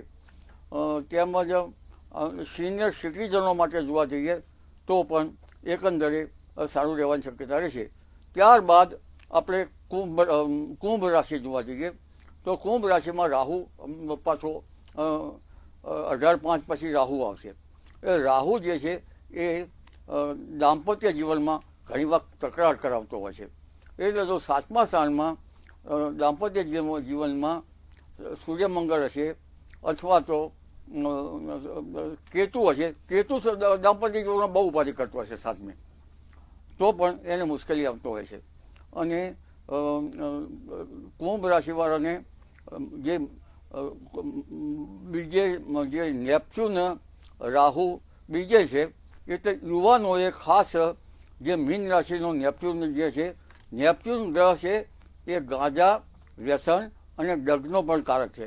એ વિશ્વ કલ્યાણનો પણ કારક છે. એટલે જે રવાડે ચડી ગયા છે જે યુવાધન એને ડ્રગ્સ લેવી યોગ્ય રહેશે નહીં. અને ત્યારબાદ કુંભ રાશિમાં 11, 12, 1, 2માં એના યુનિવર્સિટી સ્થાનમાં ગુરુ આવશે, વિદ્યા સ્થાનમાં પણ ગુરુ આવશે. સિંહ રાશિ જે છે એ 7મા ભાવમાં આવશે. એટલે 7મા ભાવમાં જન્મ લગ્નમાં જો સૂર્યમંગળ અંગારક યોગ હશે અને આ વખતે તો આવા જાતકોએ જો મેલ હોય તો અર્ક વિવાહ અને ફિમેલ હોય તો કુંભ વિવાહ કરાવવા યોગ્ય રહેશે. જી બિલકુલ. આરતીબેન, આપણે 2024નું વર્ષ જોઈએ કાં તો પાછળના કોઈ પણ વર્ષ જોઈએ, યુવા વર્ગ ઘણો પીડાતો આપણે જોયો છે, યુવા વર્ગ ઘણો સંઘર્ષ કરતો જોયો છે. ઘણા બધા આંદોલનો આપણે યુવા વર્ગના જોયા છે. ભણે છે પણ નોકરી નથી મળતી, નોકરી મળે છે તો નોકરી કાયમી નથી હોતી, જેના કારણે તેમને ઘણા બધા આંદોલનો પણ કર્યા. ત્યારે ટેરો કાર્ડના માધ્યમથી મને એ જણાવો કે યુવા વર્ગ માટે આવનારું વર્ષ કઈ નવી તકો લઈને આવશે. અને ઓવરઓલ પરિસ્થિતિ જોવા જઈએ ને તો એક એવી પણ રાહ ઉઠી છે કે હવે આ દેશને યુવા નેતાઓની જરૂર છે, તો રાજકીય ક્ષેત્રે યુવાઓને કેટલી તક મળશે?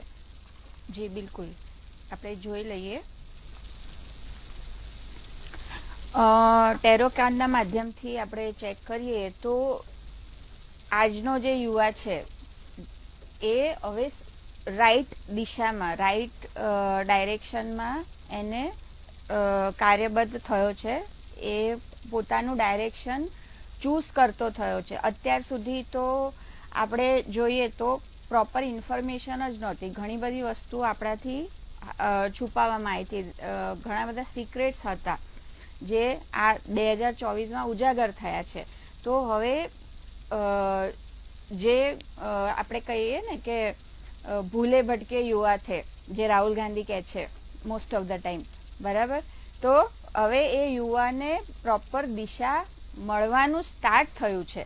તો જે મેં તમને લાસ્ટ ટાઈમ બી કીધું કે હવે ઘણા બધા સ્ટાર્ટઅપ, ઘણા બધા નવા વેન્ચર્સ શરૂ થશે. લોકો નોકરીઓ ઉપર એટલી ડિપેન્ડન્સી નહીં રાખે. જે પોતાની જે ઇનોવેટિવ એબિલિટી છે અને પોતાની જે કાર્યક્ષમતા છે એ પોતાના નિજ કાર્યોમાં, પોતાના નવા સ્ટાર્ટઅપ થ્રુ એ લોકો એને ચેનલાઇઝ કરશે. તો યુવાઓ માટે જે પહેલાં ગુમરાહ થઈ જતા હતા અને ગુમરાહ કરવામાં આવતા હતા, હવે એ લોકોમાં બી એક પોતાનું આંતરિક સૂઝ આવી છે આ વર્ષથી, જે મેં આપણે જોયું બી છે અને અનુભવ્યું બી છે કે અને રહી વાત આંદોલનોની, એ તો બધા ફંડેડ આંદોલનો હોય છે જે લોકો કરે છે, બરાબર. પણ હવે લોકોમાં એ સમજ આવી છે, યુવાઓમાં સ્પેશિયલી, કે આ બધું કરવાથી કશું મળવાનું નથી. બેઝિકલી તમે પોતાની ઉર્જાને રાઈટ દિશામાં ચેનલાઇઝ કરો તો એ રાઈટ આઉટકમ આપશે. તો એ દિશામાં આજનો યુવા હવે એ કાર્યરત થયો છે અને એના પોઝિટિવ રિઝલ્ટ આપણે આગામી વર્ષોમાં જોવા મળશે. જી બિલકુલ કિશન મહારાજ, તમે મને જણાવો કે ભારત દેશ વૈશ્વિક મંદીનો પણ સામનો કરતું હોય છે, ત્યારે 2025માં કેવી રહેશે વૈશ્વિક મંદી અને ડોલરનો ભાવ કેવો રહેશે, ઉચકાશે કે ગગડશે? જે રીતે અત્યારે આપણે વૈશ્વિક રીતે જોવા જઈએ તો ભારત આયાત નિકાસમાં ખૂબ આગળ રહેશે. ઘણી એવી રીતે જે અત્યાર સુધી નથી આયાત નિકાસ પહોંચી શકી કન્ટ્રીમાં, એવી જગ્યાઓ પર આયાત નિકાસ થવાનું શરૂ થશે. લેટિન અમેરિકા એ ભારત માટે એક સારું તક સાબિત થઈ શકશે. તો લેટિન અમેરિકાની અંદર પેરુ છે, અર્જેન્ટિના છે, એવા દેશો છે જે એક સારી તક ઊભી કરશે ભારત માટે આયાત નિકાસ માટે. ડોલરના ભાવની વાત કરીએ તો ત્યાં સુધી આપણે રૂપિયો ક્યાંક ને ક્યાંક ગગડતો દેખાય છે. 90 રૂપિયાની આસપાસ આપણો રૂપિયો ગગડીને ઉભો રહેશે, એટલે કે $1 = 90 રૂપીસ થશે.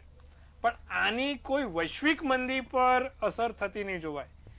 તમે જોવા જાવ તો કે ભાઈ રૂપિયો ઘટે અને મંદી એને કોઈ લાગે વળગે નહીં. 90 રૂપિયા ભારતનો જે રૂપિયો છે એ થશે, પણ એની કોઈ સામે એવી વૈશ્વિક મંદીની અસર નહીં થાય. સાથે અત્યારે તમે જોવા જાવ તો જે રીતે આયાત નિકાસ ઇમ્પોર્ટ એક્સપોર્ટનું જે ચલણ વધી રહ્યું છે એ ખૂબ સારી રીતે, અને ફાર્મા ક્ષેત્ર પર જે મેડિકલ ક્ષેત્રમાં છે તેમાં એક અલગ સ્તરીય પર મજબૂત થશે. ફાર્મા કંપનીઝની જે મેન્યુફેક્ચરિંગ છે, જેમ કે ટ્યુબ બનાવી, ઇન્જેક્શન્સ બનાવવા, તેવી કંપનીમાં આયાત નિકાસ થશે. લેટિન અમેરિકા એક નાનું મોટું આપણે એ તરફ વિકસી રહીશું. તો આ વર્ષ 2025નું આયાત નિકાસને લઈને બહુ સારું રહેશે. ઇમ્પોર્ટ એક્સપોર્ટથી આપણી ઇકોનોમી વધશે, જીડીપી વધશે, તો સારું છે, ચિંતા કરવાની એવી તો કોઈ જરૂર નથી. હા, 90 રૂપિયે ડોલરનો ભાવ થાય તો એમાં આપણે વાંધો નથી. આયાત નિકાસનું ભ્રમણ તો રહેશે જ. જી બેન. જી બિલકુલ. સોનલબેન, હવે જ્યારે વિશ્વની વાત થઈ રહી છે ત્યારે તમે મને એ જણાવો કે 2025નું જે વર્ષ છે એ સમગ્ર વિશ્વ માટે કેવું રહેશે? આપણે જોયું કે આ વર્ષ મંગળનું છે અને 9 નંબરની એનર્જી કામ કરી રહી છે, તો ક્યાંક ને ક્યાંક સંઘર્ષનો નંબર બી છે. આપણે ગ્લોબલી જોઈએ તો અત્યારે યુદ્ધ ચાલી રહ્યા છે 2 જગ્યાએ, 3 જગ્યાએ, અને એમાં અત્યારે એવી પરિસ્થિતિ છે કે આ બંધ ક્યારે થશે આપણે એવું જોઈએ છે. તો 9 નંબરનો જે આંક છે એ પૂર્ણાંક છે, એટલે હવે એના પછી 1 નંબર આવશે. 2026માં 1 નંબર આવશે જે નવી શરૂઆત બતાવે છે. એટલે ક્યાંક ને ક્યાંક આ વર્ષના અંતમાં આપણે એવું કહી શકાય કે યુદ્ધના અંતની શક્યતાઓ દેખાઈ રહી છે. હા, એ પહેલા કદાચ એનું લેવલ જે છે એ વધી શકે છે, પણ 9 અંક જતા જતા પૂર્ણાંક સૂચવે છે. એટલે આપણે એવી આશા રાખીએ કે યુદ્ધના જે અત્યારે જે પ્રોબ્લેમ્સ ચાલી રહ્યા છે એમાં ઓટ આવે અને ધીરે ધીરે પહેલા 4 મહિના તો ખૂબ વધશે, પણ પછીના જે મહિનાઓ છે એમાં ધીરે એમાં વિક્ષેપ આવશે અને ધીરે બંધ પડશે.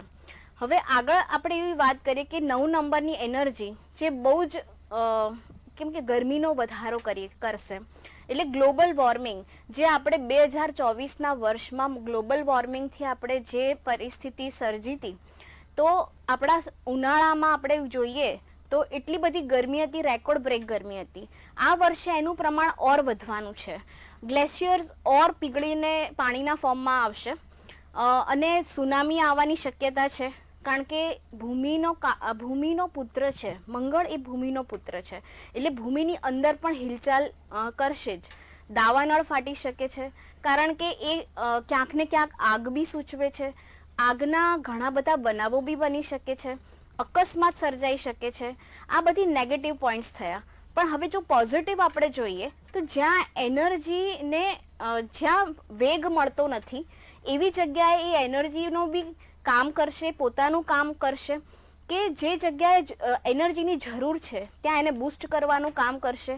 હવે આપણા ઇન્ડિયા માટે આપણે જોઈએ તો 15/8/1947માં આપણે જે આઝાદીનો દિવસ છે એને આપણે થોડુંક ન્યુમરોલોજીકલી સમજીએ તો આ વખતનું પર્સનલ યર જે ભારતનું જે પર્સનલ યર છે એ આપણે ગણીએ તો 15/8/2025 ને આપણે સરવાળો કરીએ તો એ 5 નંબર પર આવે છે. હવે જે 5 નંબર છે એ ધંધો અને વ્યવસાય સાથે કનેક્ટેડ છે. ક્યાંક ને ક્યાંક જે ઇન્ડિયાનું આગળનો વિકાસ છે એ અનસ્ટોપેબલ હશે.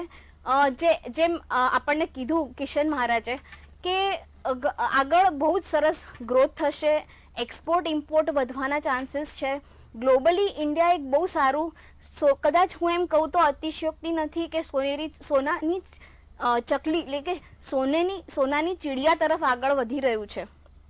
તો આપણે એ રીતે હોપફુલી એવું, અને યુવાનો જે 5 નંબરથી આપણે ભારતને આપણે 5 નંબર મળી રહ્યો છે, જે પર્સનલ યરનો નંબર છે, જે યુવા શક્તિ બતાવે છે. 5 નંબર એ રાજકુમાર છે. એટલે જે ભારતની યુવા શક્તિ છે એ ઘણું બધું કામ કરી શકે છે આગળ જઈને. ગ્લોબલી ઘણું બધું આગળ ડેવલપમેન્ટ લાવી શકે છે. ઇવન ભારતમાં પણ એટલું બધું સારો ગ્રોથ કરી શકે છે. અને ભારત એ એટલો નસીબદાર છે કે એને એ યંગેસ્ટ કન્ટ્રી તરીકે બી એને બિરુદ મળેલું છે. એટલે આપણે એવું આશા રાખીએ કે યુવાનો ઘણું બધું સારું કામ કરશે. બીજું, પોલિટિકલી આપણે જોઈએ તો સત્તાની જે ઉથલપાથલ ગ્લોબલી થઈ છે કે આ વર્ષે 2024ની સાલમાં જ્યારે શનિનું વર્ષ હતું તો જે સત્તા હતી એનાથી એન્ટી નંબર હતો. સત્તાનો નંબર 1 કહેવાય, એનો એન્ટી નંબર હતો 8 નંબર. હવે સત્તાઓની ઉથલપાથલ જે શ્રીલંકા છે, પછી આપણે જોઈએ કે બાંગ્લાદેશ છે, સિરિયાનો નવો લેટેસ્ટ દાખલો છે. તો એ લોકોમાં જનતાએ આવીને રોષ પ્રગટ કરીને આખી સત્તાને ઉથલાવી છે. એવું 2025ના કેસમાં એવું થઈ શકે કે જે ડિફેન્સ કમાન્ડર્સ છે એ કદાચ સત્તાને ઓવરટેક કરી શકે, કારણ કે 9 નંબર એ ક્યાંક ને ક્યાંક એ લોકો રિપ્રેઝન્ટ કરી રહ્યા છે. સો આપણે વી હોપ કે, અને ઇન્ડિયા માટે આપણે જોઈએ તો 1 નંબર અને 9 નંબર એટલે ક્યાંક ને ક્યાંક સેનાપતિ બતાવે છે. આપણા પ્રધાનમંત્રીની જો વાત કરીએ તો નરેન્દ્ર મોદી સાહેબ છે, જે સેનાપતિ જેવું જ કાર્ય છે. એમની જે ભાવના છે કે એ એમના ગોલ સાથે આગળ વધી રહ્યા છે. એમ દેશને કેવી રીતે વિકાસ એમનો કરવો એ પ્રમાણે આગળ વધી રહ્યા છે. એટલે ક્યાંક ને ક્યાંક સેનાપતિ જ રૂલ કરી રહ્યો છે. એટલે નો ડાઉટ રૂલિંગ પાર્ટી આ વખતે ખૂબ સરસ કામ કરશે. અને જો ભલે એને પછાડવા માટે ઘણા પ્રયત્ન થશે. જો ઓપોઝિશન નહીં હોય તો રૂલિંગ પાર્ટી વધારે કેવી રીતે જોશમાં આવશે. તો ઓપોઝિશન પાર્ટીઝ પણ એને સામે ઉતરશે અને બરાબર કોમ્પિટિશન થશે. બટ રૂલિંગ પાર્ટી છે એ ઓવરકમ કરીને ડેફિનેટલી બહુ જ સારા કામ કરશે. એટલે ઇન્ડિયાના ઇતિહાસ માટે હું તમને એમ કહું કે સુવર્ણ અક્ષર જે આપણે કહીએ કે આ એક ચેન્જિંગ વર્ષ હશે. 2025નું વર્ષ ઘણા બધા મોટા ચેન્જીસ લાવશે. અને 2026ના વર્ષમાં સૂર્યનો ઉદય થશે, એટલે 1 નંબરનું આપણને સરસ મજાની એનર્જી મળશે. એટલે we hope this is a year of transformation. આ એક વર્ષ છે જે ટ્રાન્સફોર્મેશન આપશે આપણને. એટલે આપણે એવો આશા સાથે આપણે આવતીકાલે પગ મૂકીએ આવતા વર્ષમાં કે આપણે ખૂબ સુંદર રીતે આપણે આવકારીએ આ વર્ષને, અને આ વર્ષ ચોક્કસ ભારત માટે બહુ જ સારું કામ કરશે. જી બિલકુલ. મેઘાબેન, હું તમને પૂછવા માંગીશ કે એક એવી માન્યતા છે કે લગ્ન કરાવતા પહેલા છે ને, મતલબ જે યુવા યુવતીના લગ્ન થાય એની પહેલા કુંડળી જોવી, કારણ કે રાશિ પ્રમાણે કુંડળીમાં કયો ગ્રહ મેચ થાય છે, લગ્નના યોગ છે કે નહીં, અને જેને દોષ નડતો હોય તો ઘણા તેનું નિવારણ કરીને પછી આગળ વધતા હોય છે, ઘણા નિવારણ નથી કરતા, જેના પરિણામો એવા આવતા હોય છે કે કોઈનું લગ્ન જીવન સફળ થતું હોય છે અને કોઈનું લગ્ન જીવન છૂટાછેડા પર સીમિત થઈ જતું હોય છે. ત્યારે કઈ રાશિના જાતકોને લગ્નનો યોગ જે છે એ પ્રબળ છે, અને જેનો લગ્ન યોગ પ્રબળ નથી તેનાથી બચવા માટે શું કરવું, સાચવવા માટે શું કરવું, ઉપાય શું કરવા? જે તમારી કુંડલીનો 7મ ભાવ છે એ વિવાહ સાથે જોડાયેલો છે, 5મ ભાવ છે એ પ્રેમ સાથે જોડાયેલો છે. તો જ્યારે ગુરુ છે એની દૃષ્ટિ 5મ ભાવ, 7મ ભાવ અથવા તમારા વિવાહના જે સ્વામી છે એની સાથે એના પર દૃષ્ટિ થતી હોય તો તમારા વિવાહના ડેફિનેટલી યોગ બને છે. અને આ વર્ષમાં હું કોઈને પણ નિરાશ નહીં કરું, કેમ કે આ વર્ષમાં દરેક વ્યક્તિને વ્યક્તિગત રીતે તમારી કુંડલીમાં ક્યાંક ને ક્યાંક ગુરુની દૃષ્ટિ યા તો તમારા વિવાહના 7મ ભાવના સ્વામી સાથે સાથે અથવા તો તમારી કુંડલીના રાશિ અકોર્ડિંગ પંચમ સપ્તમ નવમ દૃષ્ટિથી તમારી કુંડલીમાં ગુરુ છે એ દૃષ્ટિ કરશે અને એનાથી વિવાહના યોગ બનશે. ઘણા લોકોને શરૂઆતમાં તો કોઈને મિડલમાં અને કોઈને અંતમાં જ્યારે ગુરુ ઉચ્ચનો થશે. સો આ રીતે અત્યારે ગુરુ છે એ 3 અલગ અલગ રાશિમાં જશે અને એનાથી ખૂબ શુભ સમાચાર, તમારા વિવાહના યોગ જેના નથી બની રહ્યા તો એના પણ વિવાહના યોગ બનશે. તો કોઈ વ્યક્તિએ શરૂઆતના સમયમાં જ્યારે ધન પ્રાપ્તિ કે વિવાહના કે કોઈ શુભ પ્રસંગ થઈ રહ્યું છે તો એને મેન્ટેન બી કરવું જોઈએ. અને કોઈ વ્યક્તિને જો અગર એ શરૂઆતમાં શુભ સમાચાર નથી મળી રહ્યા તો થોડો વેઇટ કરો અને એના માટે કાર્યરત રહો, કેમ કે અંતમાં એનું શુભ ફળ પ્રાપ્ત થશે.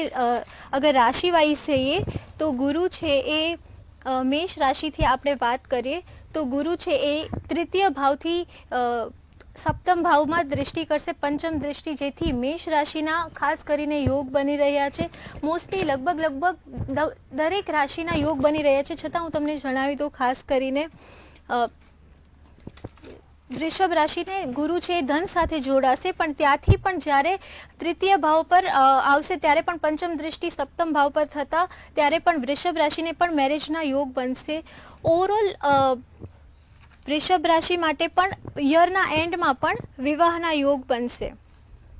ત્યારબાદ મિથુન રાશિ પર આવે તો મિથુન રાશિને સપ્તમ લગ્નમાં જ ગુરુ છે તો સપ્તમ ભાવ પર દૃષ્ટિ થતા ત્યારે પણ વિવાહના યોગ બને છે. કર્ક રાશિમાં પણ જ્યારે એકાદશ ભાવમાં શરૂઆતના સમયમાં જ્યારે ગુરુ એકાદશ ભાવ પર હશે ત્યારે પંચમ દૃષ્ટિ અને સપ્તમ દૃષ્ટિથી વિવાહ અને પ્રેમના યોગ બનશે.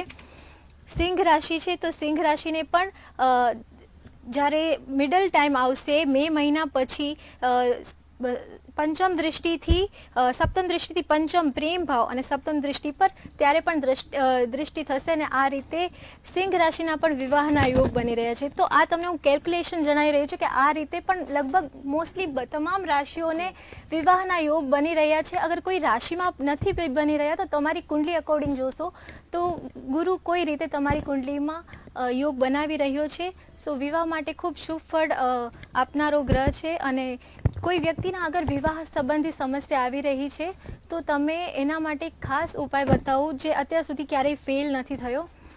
ઇનફેક્ટ હું જ્યોતિષ છોડવા તૈયાર છું જો આ ઉપાય તમારા માટે ધન સંબંધી અને તમારા માટે જો કોઈ વિવાહ કે કોઈ શુભ કાર્યમાં સફળ નથી થતો તો એટલો મને વિશ્વાસ છે કે આ ઉપાય તમારા માટે કામ કરશે.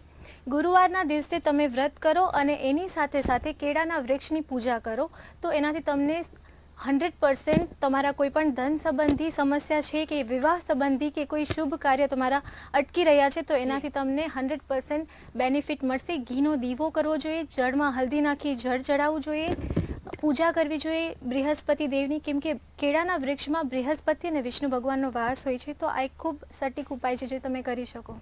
જી બિલકુલ. હર્ષવર્ધનભાઈ, હું તમને પૂછવા માંગીશ કે એક જે ધંધાર્થી વેપારી વર્ગ જે છે એ જ્યોતિષ શાસ્ત્રમાં બહુ માનતું હોય છે, ત્યારે વેપારીઓ માટે કેવા લાભાલાભ થશે કે નુકસાન થશે, અને ખાસ કરીને રોકાણકારો માટે રિયલ એસ્ટેટમાં ઘણા વેપારીઓ રોકાણ કરતા હોય છે તો એ લોકો માટે આ 2025નું વર્ષ કેવું રહેશે? 2025ના વર્ષમાં વ્યાપારિક દ્રષ્ટિએ વાત કરીએ તો ઘણા બધા ધંધામાં જે છે એ ઉથલપાથલ આવવાની છે. બેઝિકલી હું એવું માનું છું કે 2025નું વર્ષ જે છે જેમ બેને કીધું એ પ્રમાણે રિવોલ્યુશનરી છે એટલે કે પરિવર્તનદાયક છે. આ વર્ષે એઆઈનો જે છે જે દબદબો વધવાનો છે. એટલે કે જે લોકો કોમ્પ્યુટરાઇઝ સિસ્ટમો જે જૂની સિસ્ટમો છે તેના ધંધા કરી રહ્યા છે તો તે લોકોને તેની પર ખૂબ જ કપરી અસરો આવવાની શક્યતા છે. અને જે વ્યક્તિઓ એડવાન્સ ટેકનોલોજી માટેનું કામ કરી રહ્યા છે તે વ્યક્તિઓ માટે આ વર્ષે જે છે તે ખૂબ જ સારો ધંધામાં લાભ થવાની શક્યતાઓ છે. જો આપણે વાત કરીએ રોકાણકારો માટે તો આ વર્ષ 2025નું વર્ષ જે છે તે ભૂમિનું કારક તો છે જ, એટલે કે જમીનોનો રિલેટેડ જે સંભાવના જે છે તેના ભાવમાં તો અવશ્યથી ધીમે ધીમે વધારો આવશે જ, પરંતુ બાકીના ગ્રહમાનની દ્રષ્ટિએ જોવા જઈએ તો રિયલ એસ્ટેટ જે છે તે થોડું મંદું રહેવાનું છે. એટલે કે એવું નથી કે રિયલ એસ્ટેટના ભાવમાં મકાનોના ભાવમાં ગિરાવટો આવશે અથવા તો એ ઓછા થશે, પરંતુ જે ટર્નઓવર જે ફરી રહ્યું છે તે થોડુંક ઓછું, થોડું મંદું થવાની ચાન્સીસ છે. એટલે કે જે રિયલ એસ્ટેટનો બિઝનેસ કરી રહ્યા છે, જે બિલ્ડરો છે, તેના વ્યાપારમાં જે ટર્નઓવરના જે રકમો છે તે 2024ના કમ્પેરિઝનમાં 2025નું જે ટર્નઓવર છે તે થોડું ઓછું થવાની શક્યતાઓ છે. જો આપણે વાત કરીશું રોકાણકારોમાં શેર માર્કેટની, તો શેર માર્કેટ વિશે તો આપણે વાત કરી કે તેમાં કેટલાક મોટા ઉથલપાથલો આવવાના છે. તો જે વખતે શેર માર્કેટ અમુક સમયમાં એને બ્રેકઆઉટ આવવાનું છે, એટલે કે બહુ મોટા પોઈન્ટથી એ ઘટાડો આવવાનો છે, તો તે દરમિયાનમાં તમારા પૈસા જે છે તૂટવાના ચાન્સીસ તો છે જ. પણ હું એવું માનું છું કે જે લોકો રોકાણકારો છે તે માર્ચ મહિના સુધીમાં તમારા પૈસા જે છે શેર માર્કેટમાંથી થોડા સ્ટેબલ કન્ડિશનમાં લાવો, અને જ્યારે માર્કેટ તૂટે છે એ વખતે જો તમે રોકાણ કરશો તો તમારે આ વર્ષમાં જે છે એ લાભ થવાની શક્યતાઓ ખૂબ જ વધી જશે. તો એવું કરવાથી આપનું 2025નું વર્ષ જે છે તે ખૂબ જ સારી રીતે પસાર થશે. જી બેન. જી બિલકુલ. અંબાલાલ કાકા, મને એ જણાવો કે હવામાન જ્યારે બગડે છે ને ત્યારે સૌથી વધુ જો કોઈની પર અસર થતી હોય ને તો તે ખેડૂત છે. અને હંમેશા આપણે સમાચારોની હેડલાઇનમાં પણ સાંભળતા હોઈએ છીએ કે ખેડૂત જગતનો તાત, ચિંતિત, કારણ કે હવામાનની જે અસર છે તેના કારણે, જે કમોસમી વરસાદ આવે છે તેના કારણે પાકને નુકસાન થાય છે તેના માટે. ત્યારે મને એ જણાવો કે 2025નું જે વર્ષ છે એ ખેડૂતો માટે કેવું રહેશે? વરસાદ તેમના માટે મહેર લઈને આવશે કે પછી કહેર લઈને આવશે? વરસાદ અંગે જોઈએ તો ખેડૂત હમણાં હાલ વાવેતર કરીને આવ્યો હોય અને ઉપર વરસાદ થાય તો પછી ઉગે નહીં બરાબર. અને વરસાદમાં ગઈ સાલ જેમ જોવા જઈએ તો ડાંગર વગેરે પાકો બરાબર તૈયાર થયા અને સીધું પાણી ભરી ગયું. તો પાણી ભરી જાય તો વોટરલોજિક કન્ડિશનમાંથી જે છોડ જે છે પાણી લઈ શકે નહીં અને છોડ પીળો પડી જાય. ત્યારે કેટલાક રોગ આવતા હોય છે, બેક્ટેરિયલ છે અને ઈયળો છે, આ બધા રોગ આવતા હોય છે. એટલે 2025નું વર્ષ અંગે જોવા જઈએ તો શરૂઆતમાં તો સાયક્લોનિક રેન્જ થવાનો છે. પાછળ જે વરસાદ જે છે એ સમયાંતરે થાય તો સારું. એ વરસાદ જે છે એ લગભગ 15 દિવસમાં 1 કે 2 સ્પેલ થાય તો સારું. 15 દિવસમાં 4 સ્પેલ થાય તો સારા નહીં. એટલે ઓગસ્ટ સપ્ટેમ્બરને આ 2 મહિના જે પીક પીરિયડ છે, આ પીક પીરિયડમાં લગભગ આ વખતનું જે ચોમાસું જે છે નથી વૈજ્ઞાનિકો નક્કી નથી કરી શકતા લાનીનો બનશે, નથી નક્કી કરી શકતા કે અલનીનો બનશે. પરંતુ આઈઓડી બરાબર પોઝિટિવ હશે અને પ્રશાંત મહાસાગરની સ્થિતિ સારી હશે. દક્ષિણ ગોળાર્ધમાં બરાબર હવામાન હશે. પેરુનું હવામાન બરાબર હશે. ઉત્તર ઓસ્ટ્રેલિયામાં લો પ્રેશર બનશે તો વરસ સારું આવી શકે. કારણ કે આપણું હવામાન લગભગ આફ્રિકાથી લઈને માડાગાસ્કર ટાપુમાંથી થઈને લો પ્રેશર જે ઝોનમાં થઈને ઉપર ચડીને છેક અરબી સમુદ્રમાં આવતું હોય છે, એવી રીતે બંગાળ ઉપસાગરમાં આવતું હોય છે. એટલે આ વખતે વેપાર વાયુ જો થઈ શકે તો ચોમાસું સારું રહેશે. બાકી નહીં થઈ શકે તો સપ્ટેમ્બર ઓક્ટોબરમાં સમયાંતરે વરસાદ થાય તો ખેડૂતની સ્થિતિ સારી રહેશે. અને પાક બરાબર તૈયાર થઈ ગયો છે અને પાછોતર વરસાદ થવાની શક્યતા છે. તો પાછોતર વરસાદ થાય તો મોઢામાં આવેલો કોળિયો જતો રહેતો હોય છે. કારણ કે પોતે ખેડૂત છું મને ખબર છે. એટલે ખેડૂતો જે છે એ ગેમ્બલિંગ છે. આપણું મોન્સૂન ગેમ્બલિંગ છે, ખેતી પણ ગેમ્બલિંગ છે. એટલે ધ્યાન રાખીને ખેતી કરવી સારી રહે. પણ આપને કંઈ હાથ મૂકી શકાય નહીં. જી જી બિલકુલ. તમે જે વાત કરી, પરંતુ હમણાં જે સોનલબેને વાત કરી હતી ને કે વૈશ્વિક જે આફત આવશે, દાવાનળ ફાટી નીકળશે, ત્યારે તેની ભારત પર શું અસર પડશે? અને આ સાથે જ પૂરની વાત કરીએ કે વાવાઝોડાની વાત કરીએ, સુનામી, ભૂસ્ખલન, ભૂકંપ કે પછી દુકાળ, આ બધાની જ ભારત વર્ષમાં કેવી અસર રહેશે તેની? ગ્લોબલ વોર્મિંગ આવી રહ્યું છે. ભારત વર્ષમાં જોવા જઈએ તો હમણાં જ લગભગ ચૈત્ર વૈશાખમાં મીન રાશિમાં બધા ગ્રહો આવે છે. એટલે દેશના ઉત્તરીય પર્વતીય પ્રદેશોમાં હવામાન બગડવાનું છે. આ ઉપરાંત વચ્ચે જોવા જઈએ તો આ વખતે ખાસ કરીને આપણે જોવા જઈએ તો ગુરુ અતિચારી છે. એ ગુરુના ભિન્ન એક વર્ષમાં 3 રાશિનું ભ્રમણ થાય છે. એટલે ખેતી જે છે એમાં સાયક્લોજેનિયન રેન્જ જે કહેવામાં આવે, વાવાઝોડા જેવો, એ વરસાદ 10મી મેથી 15મી જૂન વચ્ચે આવવાની શક્યતા રહેશે. આ વખતે જો ઓમાન તરફ આ પ્રવાહ ફરતી ન જાય તો લગભગ સૌરાષ્ટ્રના દરિયા કિનારે વરસાદ વધુ ત્રાટકી શકવાની શક્યતા રહે છે. એટલે વરસાદ જે છે આ વખતે શરૂઆતમાં ત્રાટકી શકે છે, પરંતુ એ સાયક્લોનની રહીને છે અને ઓગસ્ટ, સપ્ટેમ્બર અને ઓક્ટોબરમાં વરસાદ સારો થશે. 10 દિવસ લગભગ 15 દિવસમાં 2 સ્પેલ આવે તો સારા, 15 દિવસમાં 4 સ્પેલ આવે તો પાકને મુશ્કેલી થઈ શકે. એટલે ખાસ કરીને સપ્ટેમ્બરમાં પાકને બરાબર સાચવવું પડશે, કારણ કે સપ્ટેમ્બરમાં આવેલા પાસરાઓ જે છે એમાં પલળી જાય અને પવન ફૂંકાય તો બાજરી, મકાઈ જેવા પાકો પડી જતા હોય છે. એટલે પાછું આસમાન એવો કોલેજ જતો રહે અને પછી વીંછીને બધો એનો ઉપદ્રવ થતો હોય છે. એટલે આ વખતે ખેડૂતો જે છે એના માટે એકંદરે વર્ષ સારું રહેવાનું કહી શકાય. જી જી બિલકુલ. આરતીબેન, હવે મને એ જણાવો કે હમણાં આપણે રોકાણની પણ વાત કરી હતી, તો શેર માર્કેટ માટે તમે તે રોકાણના માધ્યમથી બતાવો કે કઈ રાશિ માટે શેર માર્કેટ કેવું રહેશે, તેમાં રોકાણ કરવું કેવું રહેશે? જી બિલકુલ, આપણે જોઈ લઈએ કે નેક્સ્ટ યર 2025 કેવું રહેશે શેર માર્કેટ માટે.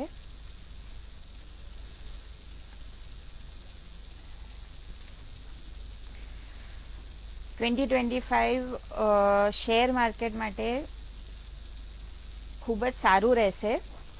સ્પેસિફિકલી જોવા જઈએ તો space related, logistic related, steel અને ઇન્ફ્રાસ્ટ્રક્ચર, આ ત્રણમાં, આ 4 ફિલ્ડમાં જો આપણે ઇન્વેસ્ટ કરીશું તો ખૂબ જ સારું રહેશે. પણ ઓવરઓલ યસ, માર્કેટ ખૂબ સ્ટેબલ અને સારું રહેશે. ઇન્વેસ્ટમેન્ટ પર્સપેક્ટિવથી go ahead. All the best. જી બિલકુલ. હું અહીંયા જેટલા પણ ગેસ્ટ છે તેમને એક ક્વિક આન્સર પૂછવા માંગીશ કે ચાહે રાશિ કોઈ પણ હોય, સમસ્યા તેની સામે આવવાની છે. 2025 હોય કે કોઈ પણ વર્ષ હોય, ત્યારે કોઈ પણ સમસ્યા આવે છે, કોઈ પણ ક્ષેત્ર માટે, કોઈ પણ બાબત માટે, પાસા કોઈ પણ હોય, ત્યારે સમસ્યા જે આવે છે તેનું નિવારણ કરવા માટે તેને 2025ના વર્ષમાં શું કરવું, એ મને વન લાઇનરમાં કાં તો શોર્ટમાં જવાબ આપો દરેક ગેસ્ટ. શરૂઆત કરીએ. છે ને, આપણે ભગવત ગીતામાં લખ્યું છે કે જે લોકો દ્વાદશી મંત્ર, વિષ્ણુ ભગવાનનો મંત્ર, ઓમ નમો ભગવતે વાસુદેવાય, સવાર ઉઠો, જમણો પગ પહેલા તમે મૂકો, એટલે આ દ્વાદશી મંત્ર 12 વાર બોલીને તમે પગ મૂકો છો તો તમારા જીવનમાં સારી પોઝિટિવ એનર્જીઝ મળતી રહે છે. કીધું એ પ્રમાણે કે ભાઈ નાના મોટા ઉતાર ચઢાવ, સ્ટેબલ અનસ્ટેબલ તો રહેવાનું છે, પણ જે પોઝિટિવ એનર્જીથી આગળ વધે છે તે જગ જીતે છે. તો આ એક નાનો મોટો ટૂચકો કરવાથી તમે લાઈફમાં પોઝિટિવિટી જોઈ શકશો અને લાભ પણ થશે. જી બિલકુલ. મેઘાબેન, મેં જે સવાલ પૂછ્યો એનો જવાબ તમે આપો. વિષ્ણુ ભગવાન છે એને ખાસ કરીને પાલનહાર કહેવામાં આવે છે. તો વિષ્ણુ સહસ્રનામાવલીનો જે પાઠ તમે કરી શકો તો પણ શ્રેષ્ઠ સાબિત થશે. એની સાથે સાથે ખાસ કરીને ગાયને લીલું ઘાસ આપવાથી અને ચણાની દાળ અને ગોળ આપવાથી તમારો બુધ અને ગુરુ બંને શુભ સાબિત થશે. અને શમીના વૃક્ષની પૂજા કરવાથી અને શમીના વૃક્ષને તેલનો દીપક પ્રજ્વલિત કરવાથી, થોડું ડોનેશન, મજૂર વર્ગને ડોનેશન કરવાથી આ વર્ષમાં તમામ ગ્રહો તમારા ઠીક થઈ શકે છે. તો આ ઉપાયો જરૂરથી કરવા જોઈએ. જી બિલકુલ. સોનલબેન, તમે પણ જણાવો કે કોઈ પણ સમસ્યા આવે છે તો તેના નિવારણ માટે કઈ રાશિએ શું કરવું એમ? જો આ 9 અંકનું વર્ષ છે તો આપણે હનુમાનજીને રોજ યાદ કરીએ અને હનુમાન ચાલીસા રોજ તમારે સવાર અને સાંજ જો એક વાર તમે સાંભળી શકો તો સૌથી સારું છે તમારા માટે. એ સિવાય ફેમિનાઇન એનર્જીને એક્ટિવેટ કરવા માટે તમે ઓમ ક્લીમ નો મંત્ર ખાલી તમે બોલો તો એ પણ તમારા માટે ખૂબ સારો છે. એ મંત્ર છે જે માં કાલીને રિપ્રેઝન્ટ કરે છે. એમના સૌમ્ય સ્વરૂપને પણ તમે પૂજી શકો છો, એમની ઉપાસના કરી શકો છો. તો તમારા માટે નવરાત્રિમાં એ બેસ્ટ ઉપાય રહેશે આ વર્ષ માટે, 2025 માટે. અને જો તમે હિન્દુ નથી અને ફક્ત તમે કોઈક રેમેડી માટે તમે પૂછો તો હું એવું કહીશ કે તમે હાથમાં એટલીસ્ટ એક સોનાની રિંગ પહેરો જે મંગળની ધાતુ છે, અને એ કરવાથી તમને અચૂક લાભ મળશે. જી ભાઈ. જી બિલકુલ. હર્ષવર્ધનભાઈ, તમે પણ જણાવો કે કોઈ પણ સમસ્યા આવે છે તો તેનું નિવારણ આ 2025માં શું કરવું રહેશે? જી, આપ જોશો 2025નું વર્ષ જે છે, જેમ આપણે પહેલા વાત કરીએ પ્રમાણે મંગળનું વર્ષ છે, અને મંગળનું વર્ષ એટલે કે ભૂમિનું વર્ષ. ભૂમિના વર્ષની વાત કરીએ તો ગણપતિ ભગવાન જે છે એ ભૂમિના કારક દેવ છે. આપણને આ વર્ષે કેટલીક સમસ્યાઓ આવવાની છે, ડિસિઝન લેવામાં કેટલીક સમસ્યાઓ, જ્યારે મોટી આપત્તિઓ આવશે ત્યારે શું ડિસિઝન લેવું તેના માટે તમારી જે છે એ બુદ્ધિનો વધારવા માટે આપ જો ગણપતિનું ઉપાર્ચન કરો છો, તેમનું પૂજન અર્ચન કરો છો, ઓમ ગંગણપતે નમઃ મંત્રના પાઠ કરો છો, આપ જો અથર્વ શીર્ષના પાઠ કરો છો, તો આવું કરવાથી તમે એક સાચા ડિસિઝન તરફ વળી શકો છો, અને એક સાચું ડિસિઝન જ આપને 2025નું વર્ષ જે છે તે સમગ્ર સમસ્યાઓમાંથી તમને બહાર લાવનારું છે. તો આથી જ આપ જો ગણપતિની ઉપાર્ચના કરો છો, ગણપતિની પૂજા અર્ચના કરો છો, તો આપને અવશ્યથી આ વર્ષમાં લાભ નીવડી શકે તેમ છે.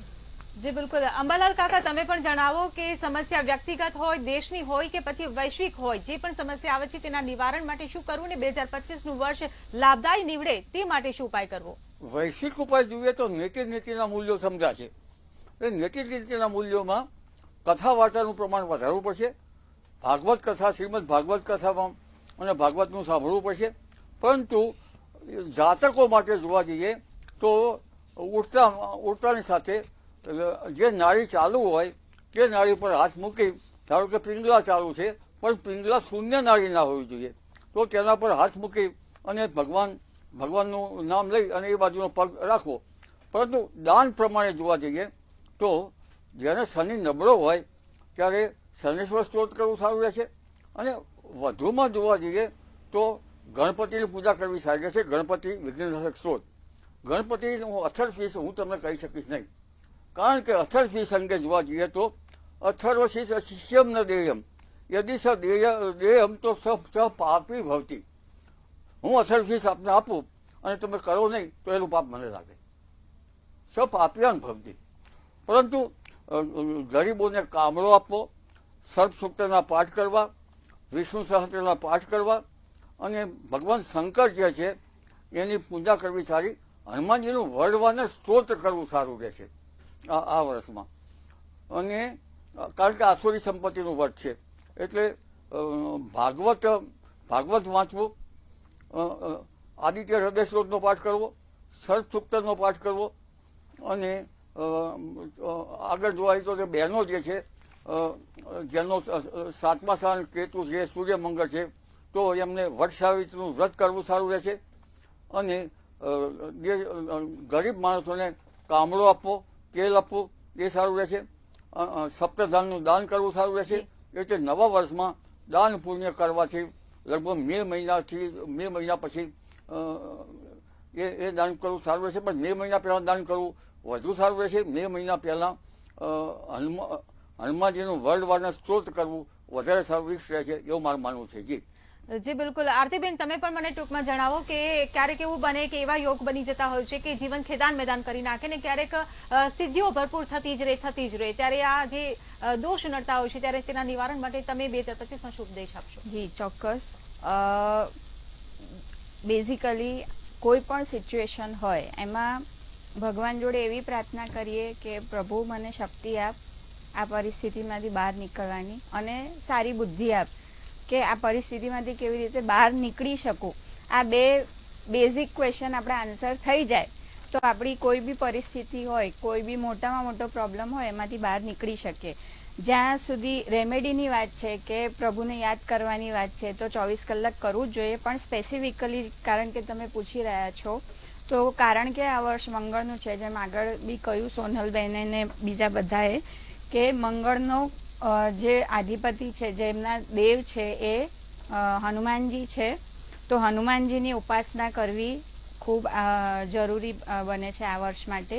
બીજું, હનુમાનજીને શ્રી રામચંદ્રજી પ્રિય છે તો રામચંદ્રજીની બી આપણે રામ રક્ષા સ્તોત્ર કરી શકીએ. જેમ અંબાલાલજીએ કીધું વડવાનલ સ્તોત્ર છે, સુંદરકાંડના પાઠ છે, કારણ કે હનુમાનજી ચિરંજીવ દેવતા છે, સાક્ષાત કળિયુગના દેવતા છે, તરત જ જવાબ આપે છે એ. તો હનુમાનજીની ઉપાસના ખૂબ કરવી જોઈએ આ વર્ષમાં. બીજું મણિપુર ચક્ર જાગૃત કરવા માટે તમારે રમ નો ઉચ્ચારણ કરીને એ તમને કોન્ફિડન્સ ને સ્ટ્રેન્થ આપશે. તો આ બે વસ્તુઓ ચોક્કસપણે કરવી જોઈએ. જી બિલકુલ. સિચ્યુએશન આવી શકે કે જ્યારે કેન્સર જેવી બીમારીઓ કે બીજી કોઈ એવી મોટી બીમારીઓ આવી શકે જે બહુ જ ફ્રીક્વન્ટલી જોવામાં આવશે, તો અત્યારથી જ એના નિવારણ માટે તમે વ્રત કરવાનું શરૂ કરો. દરેક વ્યક્તિ માટે ખૂબ જરૂરી છે કે વીકના એક દિવસ વ્રત કરવામાં આવે, જેમાં નમક, દૂધ, કેળા, અનાજ ના લેવામાં આવે, ખાલી ફળ ખાઈને વ્રત કરવામાં આવે તો અત્યંત શુભ ફળ પ્રાપ્ત થાય છે. આનાથી એસ્ટ્રોલોજીકલી પણ બહુ બધા બેનિફિટ છે, હેલ્થના પણ બહુ બધા બેનિફિટ્સ છે અને એનાથી કેન્સર જેવી બીમારીઓ પણ દૂર કરી શકાય છે. સો આઈધર તમે ઇન્ટરમિટન્ટ ફાસ્ટિંગ કરો અથવા તમે વીકમાં એક દિવસ વ્રત કરો તો અત્યંત શુભ સાબિત થશે. વ્રત માટે જો દિવસો છે તમે કુંડલી જોઈને સિલેક્ટ કરો ષષ્ઠમ, અષ્ટમ, દ્વાદશ ભાવના સ્વામીના, તો વધારે શુભ સાબિત થાય. અથવા તમે બુધ, મંગળ અથવા ગુરુવારના વ્રત કરો તો અત્યંત શુભ સાબિત થશે. જી બિલકુલ. આપ તમામ મહાનુભાવો મંતવ્ય ન્યૂઝ સાથે ચર્ચામાં જોડાયા બદલ આપનો આભાર.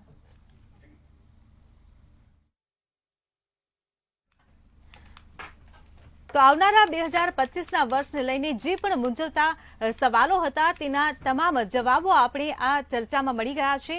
આફત પણ છે, સંકટ પણ છે, પડકાર પણ છે, મુશ્કેલી પણ છે, પરંતુ આ બધાની વચ્ચે સકારાત્મકતા પણ છે. ભારત વર્ષ માટે તમામ ક્ષેત્રે સારા સંકેતો પણ છે, સિદ્ધિઓ પણ છે અને સારા પરિણામો પણ છે. ત્યારે આવનારું 2025નું વર્ષ આપ સૌના માટે પણ લાભદાયી નીવડે તેવી મંતવ્ય ન્યૂઝના પરિવાર વતી આપ સૌને નવ વર્ષની શુભેચ્છા. ચર્ચામાં હાલ બસ આટલું જ. ફરી મળીશું. નમસ્કાર.